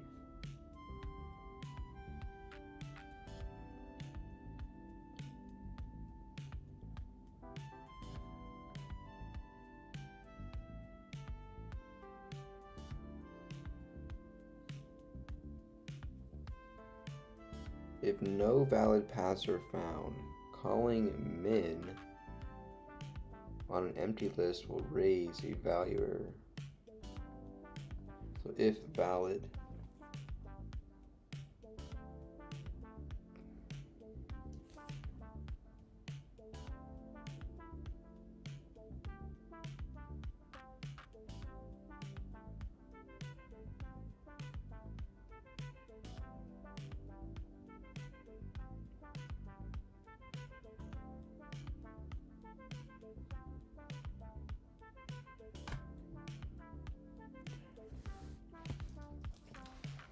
I don't know. I don't know when I've found a better path.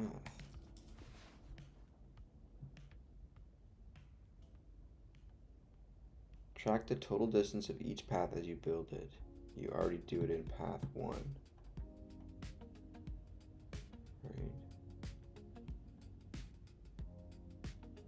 When you reach the destination, this means you found a complete path from start to end. Compare this path's total distance with the best distance found so far. So if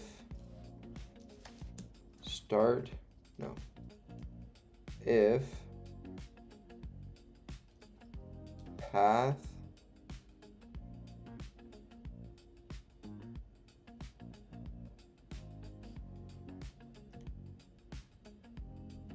oh my gosh. Compare this path's total distance with the best distance found so far. The best distance path index 1 is less than best distance. We're going to return this path. Else we don't need to, because we already have a path that has a better distance that was found.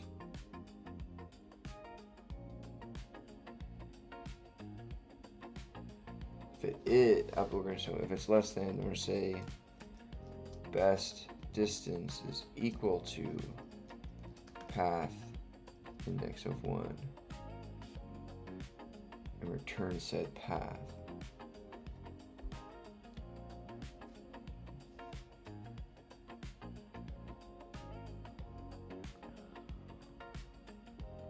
Okay, so now that we've added that,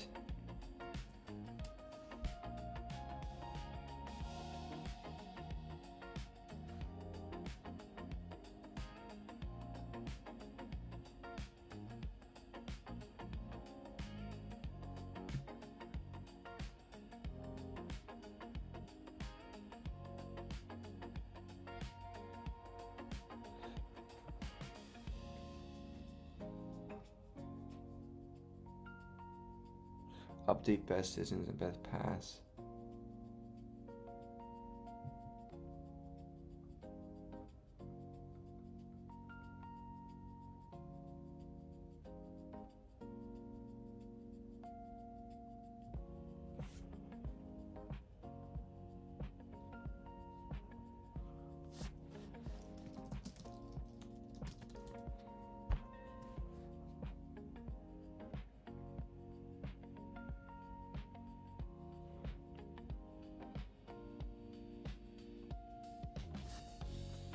Or in node.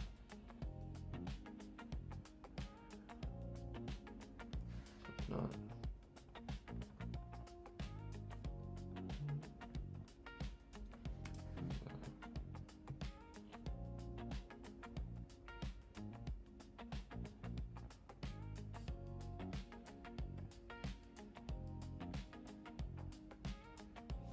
Probably want to raise the air first before doing this portion.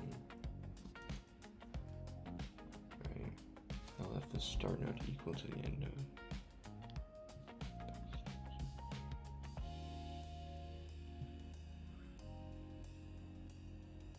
Just best distance, index 0. Best distance is an integer.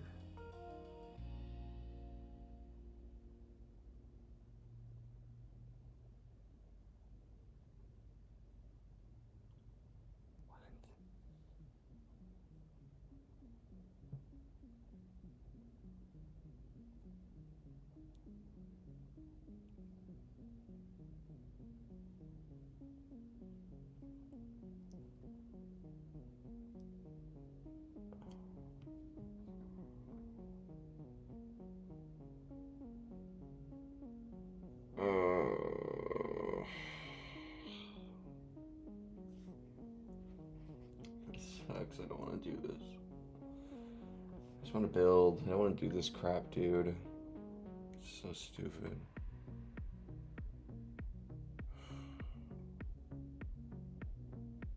I don't get it. Why are you saying best node is a list? It's not a list.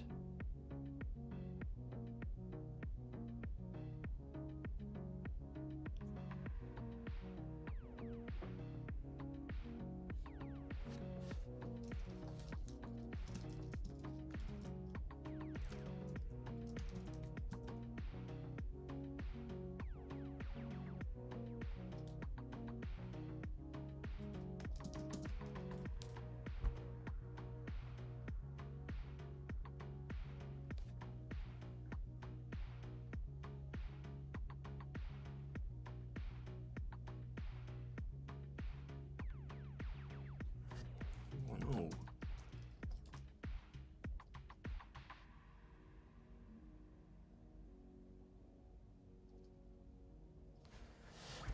I don't know, dude. I am about done for tonight, though. This was such a L stream. L stream. L stream. Wow. I don't know. I have no idea. L. Out of here.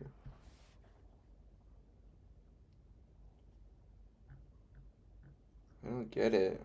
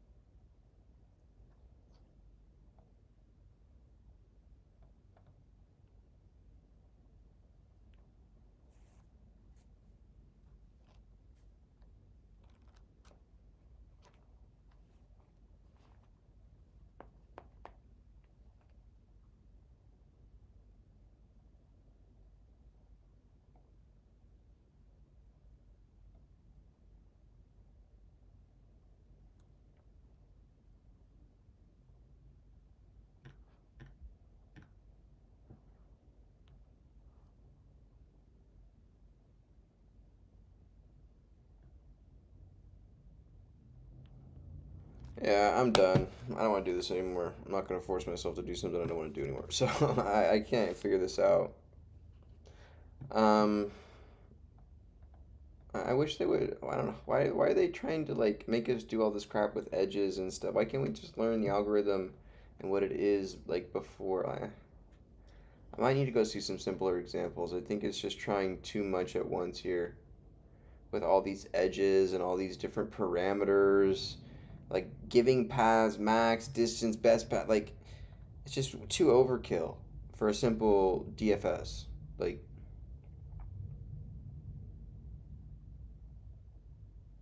all right, I'm done for today. I'll see you guys tomorrow. I'm tired. I'm peacing out. I'm gonna go watch some Silicon Valley and probably code the project. So I'll see.